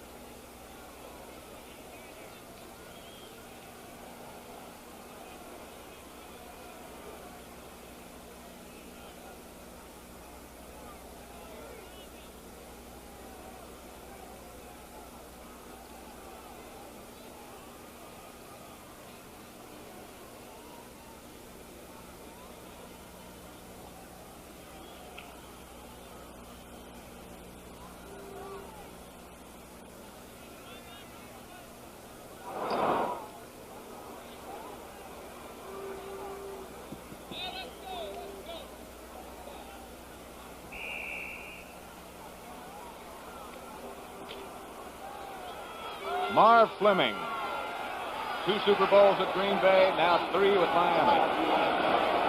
First down, Dolphins from the Dolphin 11. Mercury Morris to the 14. Carl Eller has him in his grasp, and it's going to be 2nd down and 7.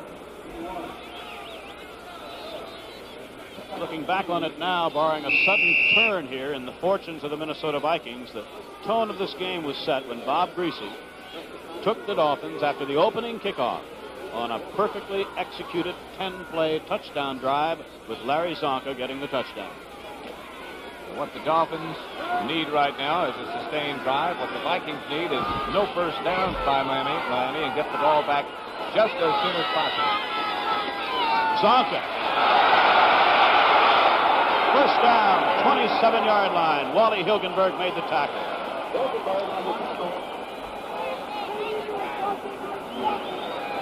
From behind Larry Zonka, you get a chance to see the awesome power and the great cuts which he has. 21 carries, 107 yards already. Wally Hilgenberg got the run. It's a first down at the Miami 27. Briscoe comes right. Warfield goes left.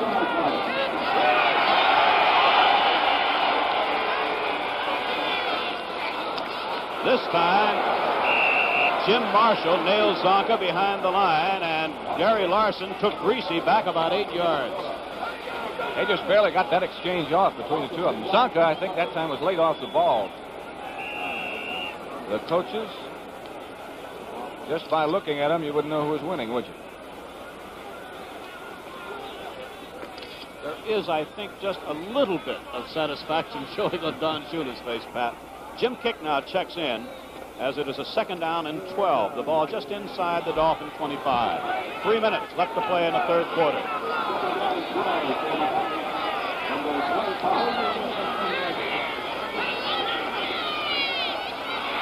This is Zonka. Seaman gets him at the 30, and Miami will have a third down and 8.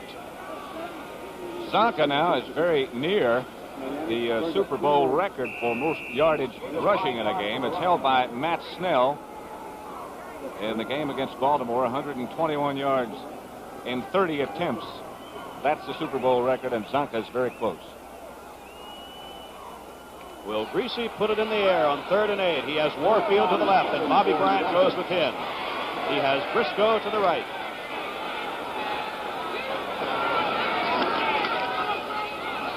Zonka did not fool the Vikings this time. The two tackles pinched in, Page and Larson, and the Vikings will get the football with about 2 minutes left to play in the third period. 77, along with Page, 88 on the tackle. Bobby Bryant is dropping back for the anticipated punt from Larry Seipel, who has not had an opportunity today to do very much punting. Minnesota, number 20, Bryant is a single safety. He's the only deep man. Let's see if the Vikings try to put a rush on the kicker.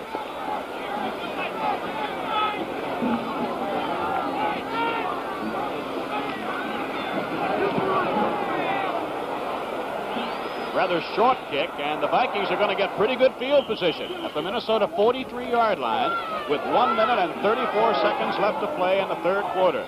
That was Tim Foley who downed the ball. So let's see what Tarkenton comes up with here in the way of strategy. He'll have a first down at the Viking 43 when play is resumed. 24 yards on the punt by Seipel.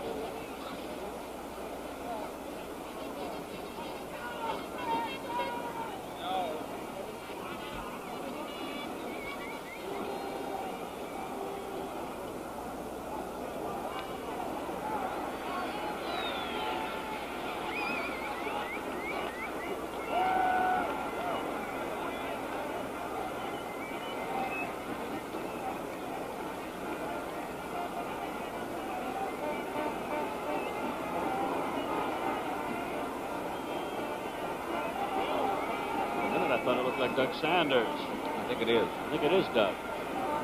Yeah? Yeah, it is.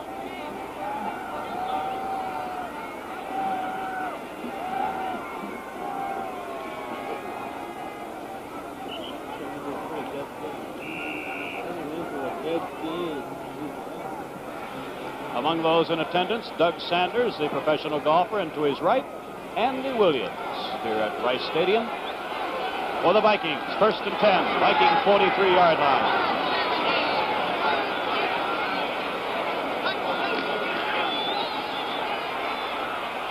This is Foreman. And Foreman gets it just across the 50. It'll be second down and 3. Bob Matheson made the tackle. Now, Carroll Dale again was in on first down, but I believe looks like Ed Marinaro is coming into the backfield. Number 49. Now, Marinaro, replacing Foreman, is a fine receiver.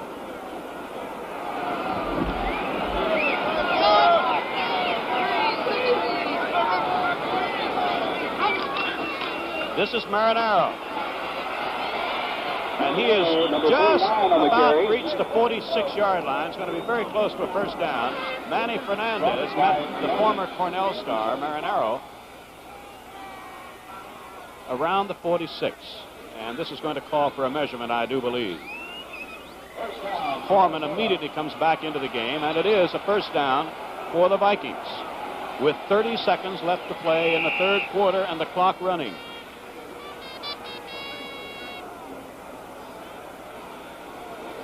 Dolphin defense. And the man in the white raincoat there at the upper left of your screen is Kansas City Chief head coach Hank Stram.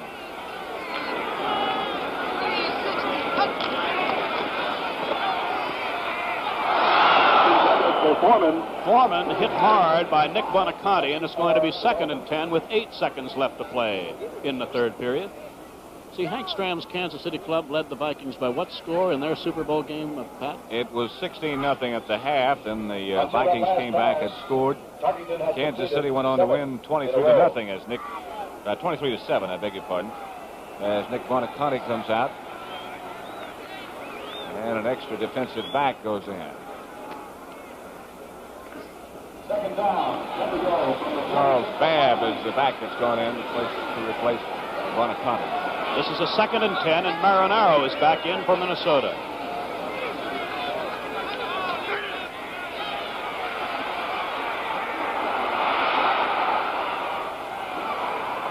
This is caught by Gilliam on a comeback, and the gun has just sounded. That's the end of the third quarter with the score. Miami 24, Minnesota nothing. Let's pause now for a word from your local station.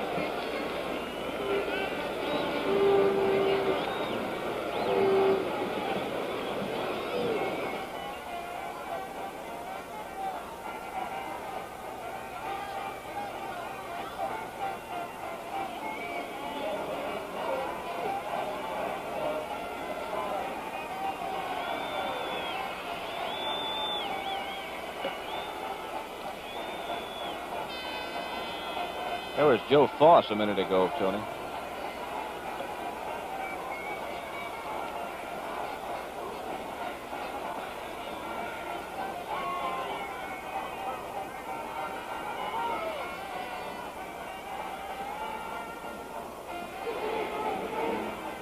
Is Babb in?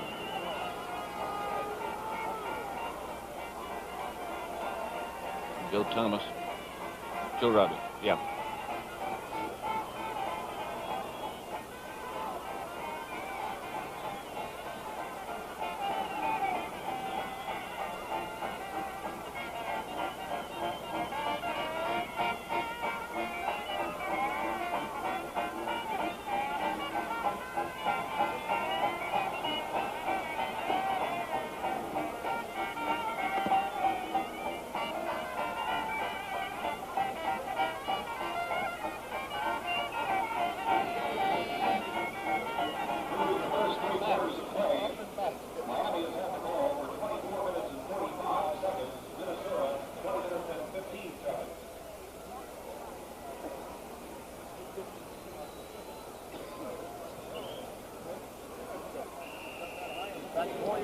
The preceding announcement was brought to you by the National Football League. The gentleman there in the horn-rimmed glasses, and I think that's a gray raincoat, if I read my monitor correctly, Pat, is Joe Robbie, the man who's the head of the Miami Dolphins. This is a 3rd and 8 for Minnesota. Stu Boyd, great catch, first down, 29-yard line. He has certainly been the key receiver for Minnesota today. He certainly has. Bart, how's he managed to get open like he has? Well, he runs down and he stays about as close to the man who is assigned in that particular area and then just steps just outside his area, and a great throw. You've got to be able to throw darts and complete them like that. Vikings first down, 29-yard line. Mumford is out. Buoniconti is back in.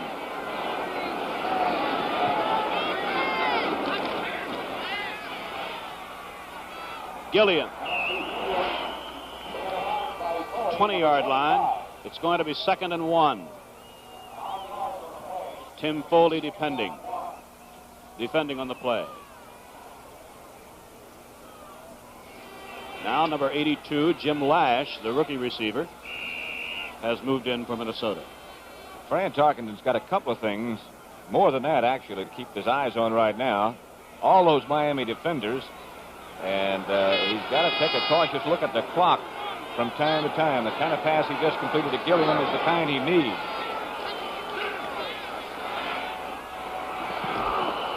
Jim Lash, the intended receiver, but overthrown as Curtis Johnson was over to defend.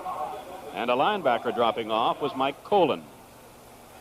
It is going to be 3rd and 1. And in comes King's Rider and Goodrum. Out will go Lash and Gilliam. 14-16 left to play. Matheson has left the defensive unit now, and Bob Hines has checked back in, number 72. 24-0 Dolphins.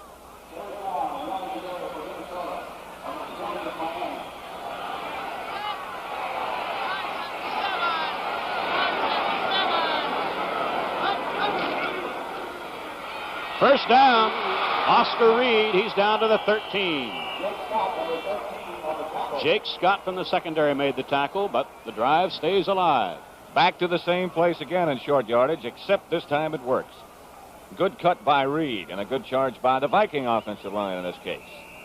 Jake Scott riding Oscar Reed to the ground with Dick Anderson helping. Jim Lash has come back in, and he'll line up wide to the left, drawing the attention of cornerback Curtis Johnson. Gilliam is off to the right.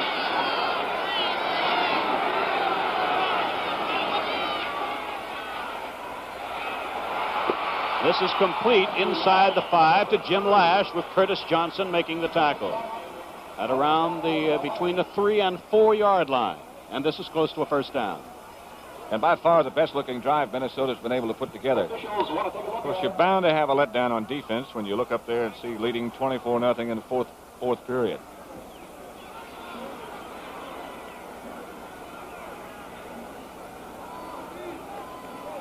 It is 2nd down and less than 1 for a first down.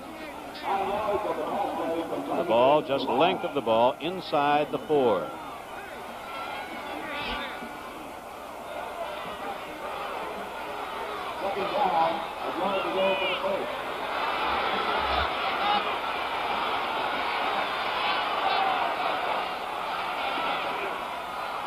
Tarkenton is going to run it in for the touchdown. For the second time today, Tarkenton ran a same type of play, this time to put the Vikings on the board with 13:25 remaining in the game. A design play again, and designed for Francis to run, and not really ever looking for a pass to any great degree. He's put it away and took it in behind the blocks of Oscar Reed and Marinero, I believe. King's Rider, I beg your pardon. Paul Krause, the holder for Fred Cox. So now our attention is going to turn from the Viking offense to the Viking defense, as it is squarely up to that Viking defensive unit to try and turn the ball back quickly to the offense.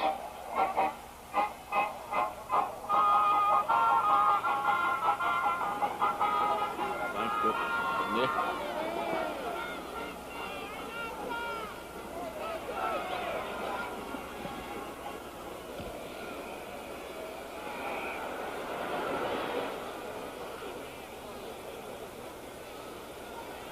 What we need now is a fumble or an interception, and we could have some excitement. Mm-hmm.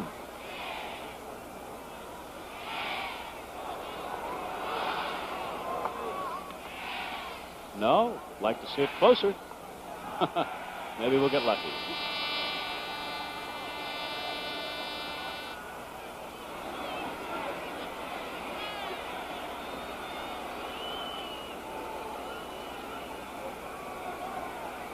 Scott, number 13. Morris, number 22. Back deep for Miami.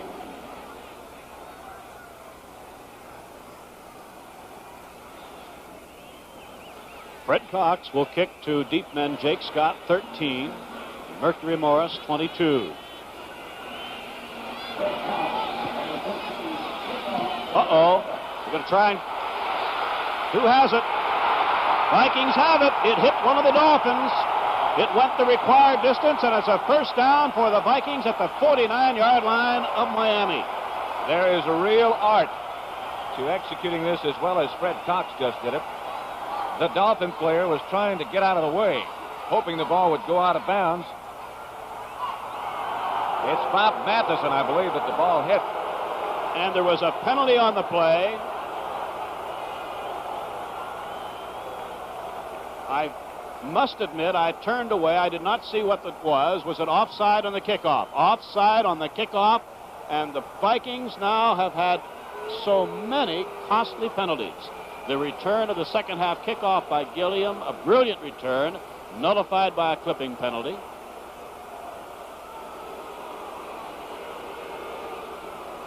Just one of the penalties that has hurt Minnesota.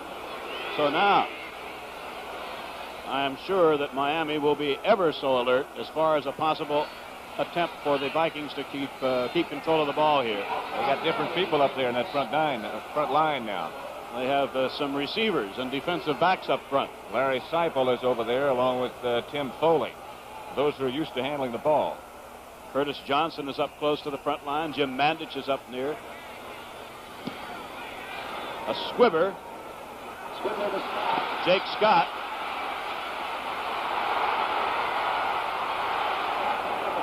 And he is collared, and I mean literally collared, at the 33-yard line. This Tuesday night, CBS will have the NBA All-Star Game from Seattle at 9:30 Eastern Time. Pat, you'll be there for that. Right, with some of the game's great players. Defeating the East, of course, against the West. People like Pete Maravich and Bob McAdoo and Walt Frazier of the Knicks from the East. And from the West, Chet Walker, Bob Lanier, Sidney Wicks, and Gail Goodrich. The NBA All-Star Game on CBS, where you see the best in basketball on the #1 network. From the Dolphin 34-yard line. Zonka to the 37. Fran Tarkenton apparently is going to require some attention on the part of the Minnesota trainer. 24-7, less than 13 minutes remaining in the game. Wally Hilgenberg made that last defensive play. Zonka picked up 3. It is 2nd down and 7. He has to be pretty close to that record now. What was it? 121 yards by Matt Snell. Right. Rushing record for an individual in the Super Bowl.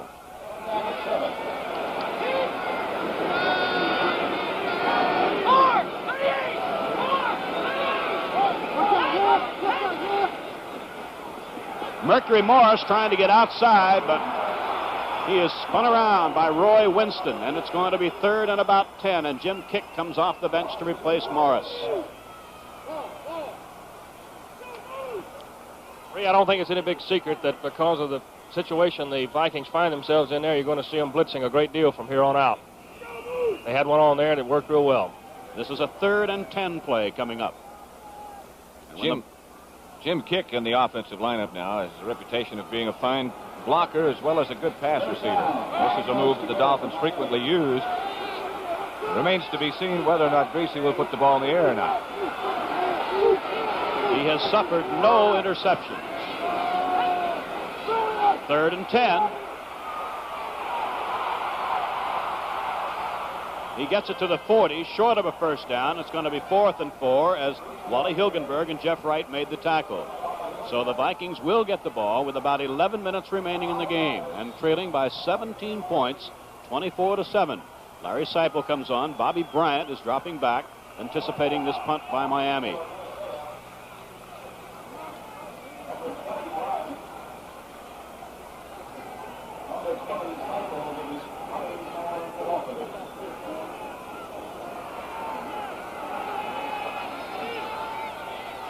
Vikings have 10 men up on the line. Great punt.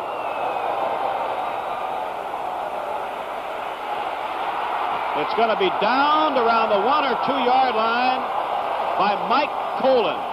And the Dolphins continue to do just about everything right. So Fran Tarkenton must start the Vikings from the Minnesota 3-yard line with 10:47 remaining in the game.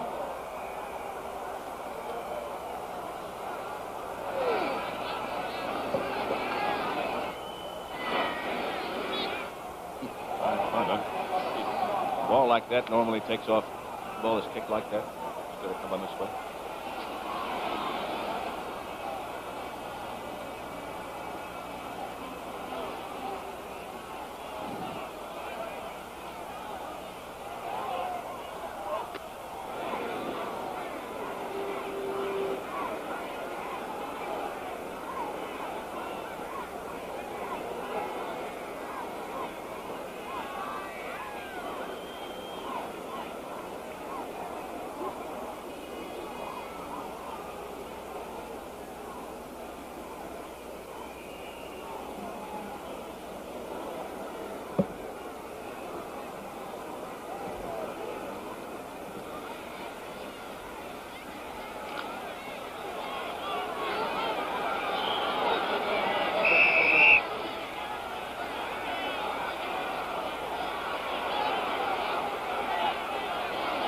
From the Viking 3.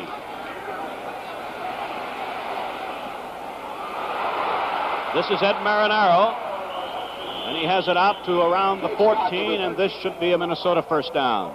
Jake Scott made the tackle. Let's see, check out now the Viking receivers. Gilliam, number 42. Jim Lash, number 82. And in the backfield, he has Marinaro and Oscar Reed, and his tight end is number 83, Stu Voigt. First down, Minnesota.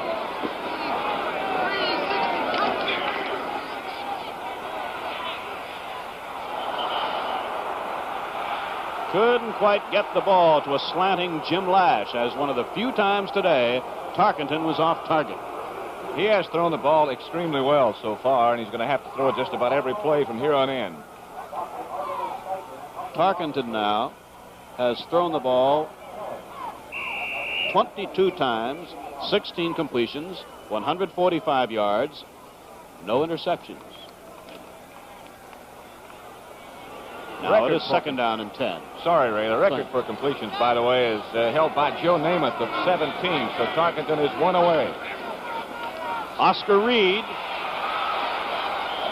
And he's within about a yard of a first down at the Viking 24, where linebacker Doug Swift made the tackle. Less than 10 minutes now remaining.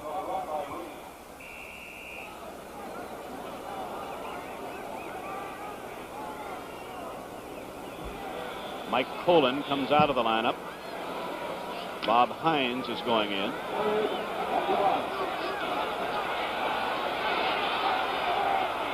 The Dolphins have too many men on the field, but they just got their man off. Linebacker Larry Ball just got off on time.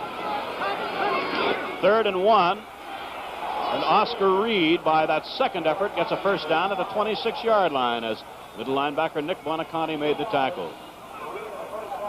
So let's see what sort of a pattern Tarkenton sets up now on first down. Well, the clock becomes ever more important. You see, we're approaching the 9-minute mark. And the Vikings need an explosion. First and 10.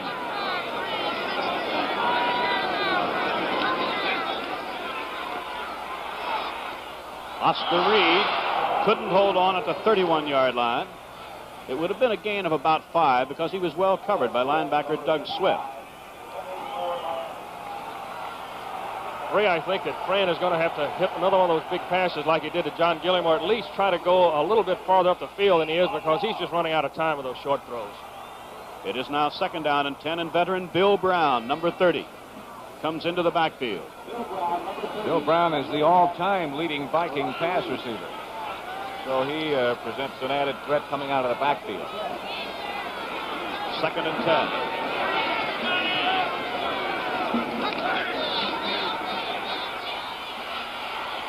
There is Bill Brown, and he gets it out for about 8 yards to the 34. Doug Swift made the tackle with help from Bob Matheson, and with 8.5 minutes remaining, it is going to be 3rd down and 2. This drive started at the Viking 3 after a beautiful punt by Larry Seipel. And again, those type of passes, although they do buy first downs, just don't get enough points on the board quickly enough. Hines goes in. Matheson goes out. Bill Brown gets it out around the 36-yard line. He ran into Bill Stanfield. First down. So the veteran Bill Brown immediately makes his presence known after coming into the game, catches a pass, makes a third down run for a first down. Hines goes out. Matheson goes in for Miami. Chuck Foreman on the sideline, not playing at the moment because the two backs in the game, Marinero and Brown, both are better pass receivers. Interference. Defensive back Tim Foley went on the back of intended receiver Doug Kingsrider. And result, first down, Minnesota at the Viking 41. 7:36 left, and you can check this one out yourself. Foley did not even contest this call at all. Marinero, of course, a good bit bigger than Tim, had his body in between, and he had to go ahead and make his commitment. It's going to be a completion anyway. Interference penalty, no question about it, called against Foley. And it's an automatic first down, and it stops the clock. 7:36 remaining. Mumford is out. Linebacker Larry Ball comes in. Gilliam comes right. Lash comes right.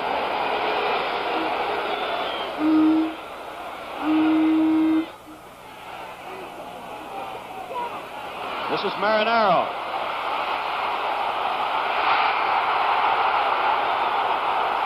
He just won't go down at the 33-yard line in the grasp of Curtis Johnson. Great effort by Marinero. Curtis Johnson is really upset. And but for that grip that he had on Marinero's jersey, the Vikings would have had another touchdown.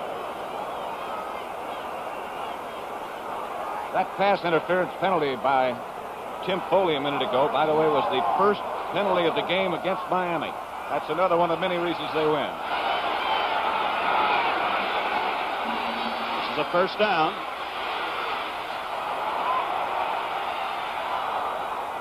It was intended for Jim Lash running that deep sideline pattern. It stops the clock with 6:43 remaining.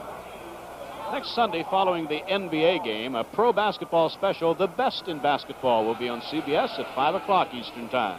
Special traces the history of the NBA with all of the great players and their influence on the changes in the game. It all starts with a visit to the Hall of Fame in Springfield, Massachusetts, which we enjoyed very much. Carroll Dale, number 84, has replaced Lash after Lash had run that deep pattern, and it's a Viking 2nd and 10 at the Miami 32. Gilliam comes right, and Foley moves out with him. Dale goes left, and he draws the attention of Johnson, plus a linebacker.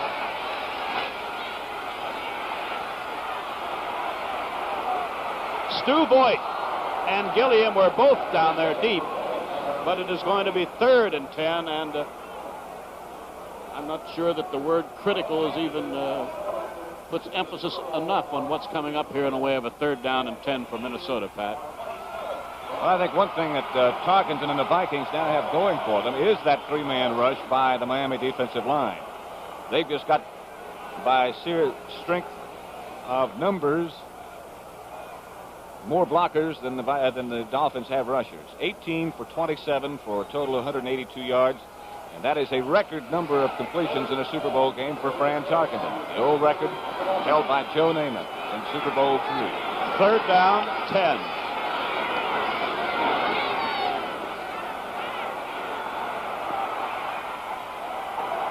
Intercepted. Curtis Johnson, 9-yard line. And tempers are beginning to get frayed as Johnson comes up with the first interception of the game.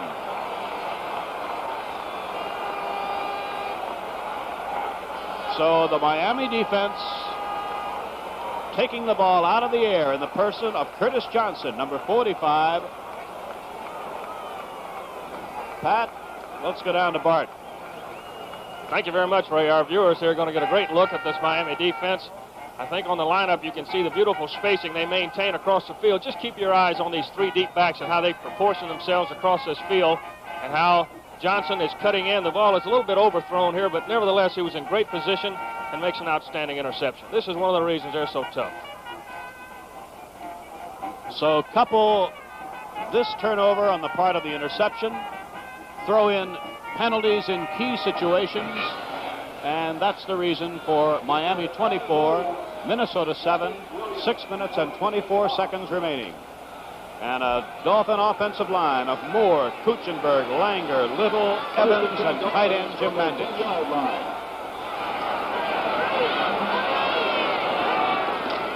Larry Zonka. He's out to the 17-yard line, and we're going to keep a close look on the unofficial rushing yardage, because while Tarkenton broke the pass completion record, Larry Zonka comes very, very close to the rushing record. And as Pat pointed out, it came when Matt Snell ran for 121 yards in the Jets' victory over Baltimore. And unofficially, he has broken Snell's rushing record with that run right there. He's now got 123 yards. Snell took 30 carries to do it. Second down, 3.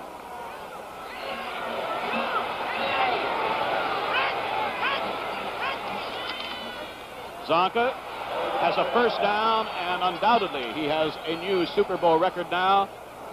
And the clock keeps ticking away, and we now know that the great Larry Zonka, leader on the ground of this unrelenting Miami running attack, which first expressed itself today in the opening drive of the game. 10 plays, just 2 passes by Greasy, both completed, and the announcement has just been made to this capacity crowd at Rice Stadium that Larry Zonka has indeed set a new individual record. First down and 10.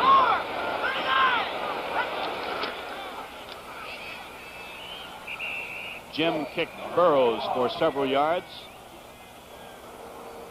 There's been so much talk about how this Dolphin team felt about winning this Super Bowl game, so they might be favorably compared with the only other team that won 2 back-to-back, the Green Bay Packers.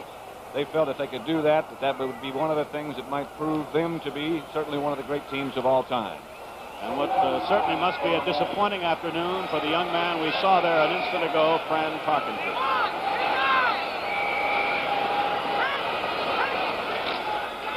Zonka adds yet a couple of more yards to that impressive total, and when the ball is next snapped, barring a timeout by the Vikings, we will have less than 4 minutes remaining. Carl Eller made the tackle on that last play. Somebody asked Don Shula how much this game meant to him and if that comparison meant that much, and he said it certainly did, but of more importance to him was in Super Bowl competition, he was just trying to get up to 500 because he had won only 1 and lost 2, one with the Dolphins, one with the Colts. Sure looks like he's done a great job this time. Third down and 8. Zonka is met by Seaman and Roy Winston, and we have a marker down inside the 15-yard line. Alan Page hit Greasy, and a marker is down, and number 88, Alan Page, is arguing vehemently. Jim Marshall, his teammate, close friend. So once again, we are going to have a penalty against the Vikings. It is going to hurt their cause, although, in all honesty, of course, this one comes when the game is well out of hand. We're in a nest of Dolphin fans up in the upper deck here at Rice Stadium, and they have been chanting "We're number 1" for about the last quarter and a half. Now, I was going to say, Pat, ordinarily I don't like to point out things that we do not all get an opportunity to see, but I think it should be pointed out that after that penalty was measured off, the guy that went and patted Bob Greasy on the back in a very friendly way was one Alan Page. Howard Twilley has checked in, number 81, and Paul Warfield is out. First down at the 40-yard line. There goes Zonka on his relentless way again out to the 45-yard line. We would like to point out that Super Bowl VIII was produced by Bill Fitz and directed by Tony Berna. Thank you, gentlemen. Thank you. Second down and 6. Marv Fleming, number 80, playing in his 5th Super Bowl, has come in now. He's a tight end. Twilley lines up as a wingback to the left with less than 3 minutes remaining in the game. Second down and 6. Jim Kick to the 49, and it's going to be 3rd down and 1, and a marker goes down.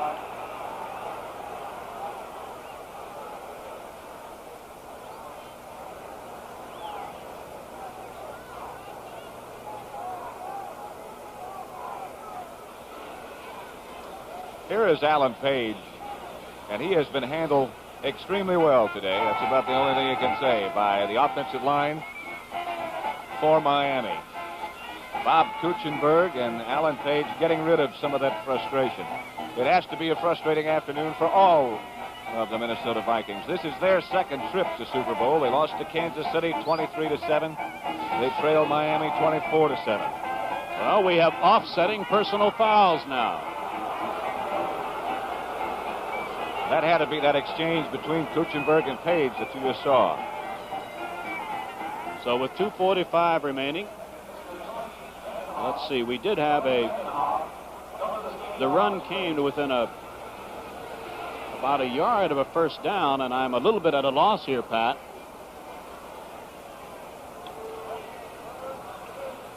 The penalty, the infractions occurred after the play was dead, so the gain stands. Then the offsetting penalties, so it is going to be 3rd and short yardage. With 2 minutes and 45 seconds remaining.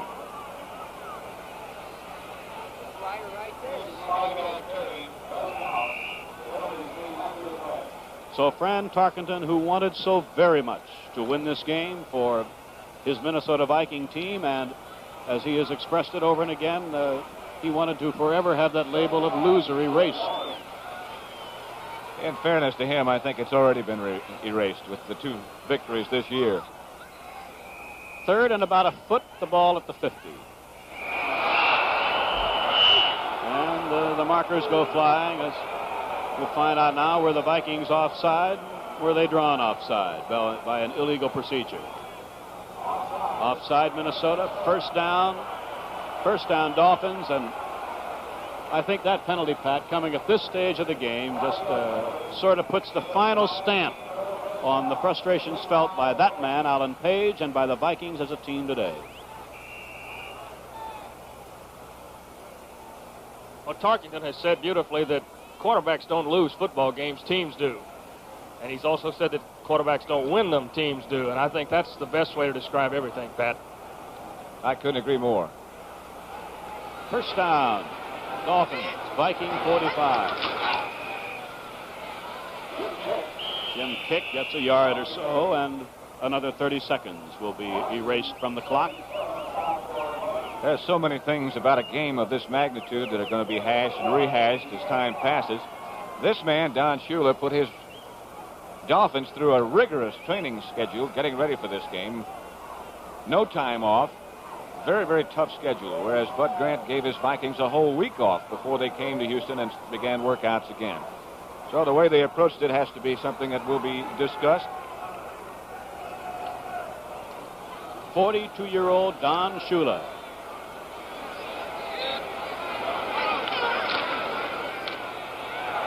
There goes Zonka to the 38-yard line. And I'm sure that when this game is being discussed, talked about, written about, the word dynasty is going to be mentioned in reference to this Miami Dolphin team built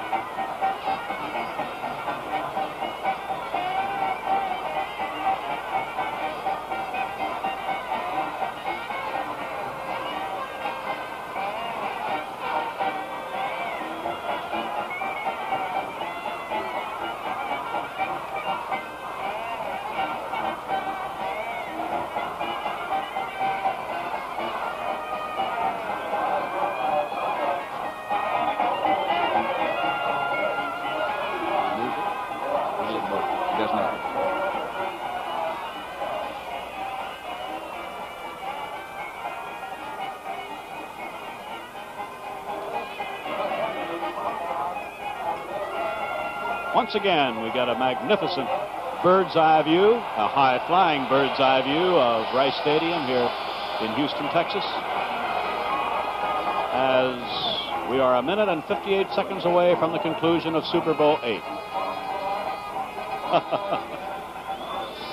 Before the game, we were standing around down on the field, and the Viking mascot came roaring out, and that fish, the dolphin, came roaring out the challenge out of the stands. For Miami, 3rd down and 3 at the Minnesota 38-yard line. Zonka and Kick are the running backs. Zonka has been in on every offensive series, every offensive play. Howard Twitty in motion. Zonka. Jim Marshall straightens him up. Very close to another Miami Dolphin first down. That carry right there is number 31 for Zonka. So that breaks Matt Snell's old record, too, of 30 carries, 30 attempts in a game. He already had broken the yardage record. And this is not an old Miami Dolphin team, we should point out. Next Sunday, the CBS Sports Spectacular comes back with a diversified schedule of outstanding events, and we'll tell you about them right after this play. 4th and about a foot.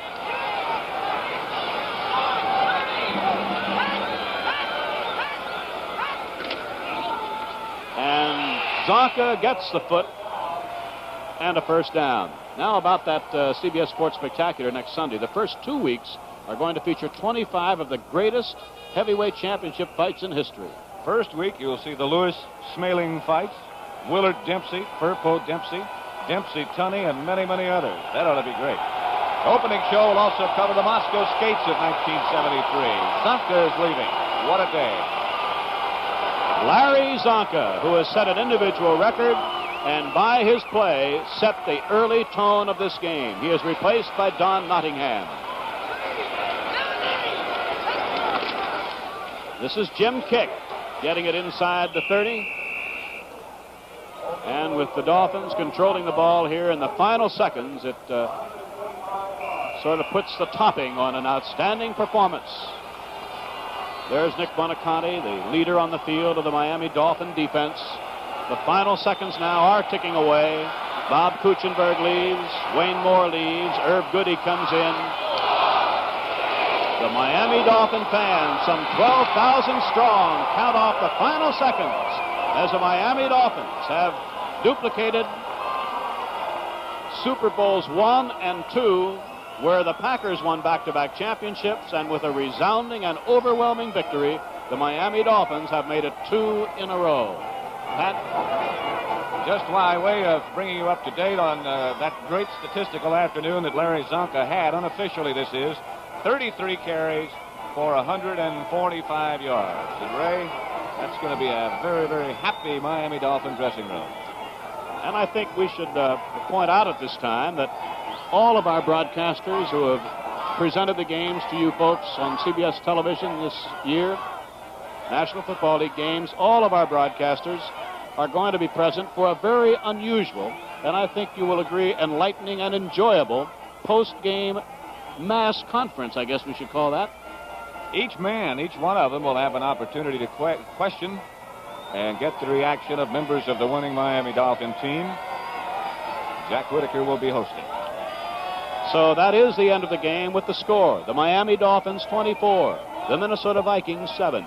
We'll return to Super Bowl VIII in just a moment.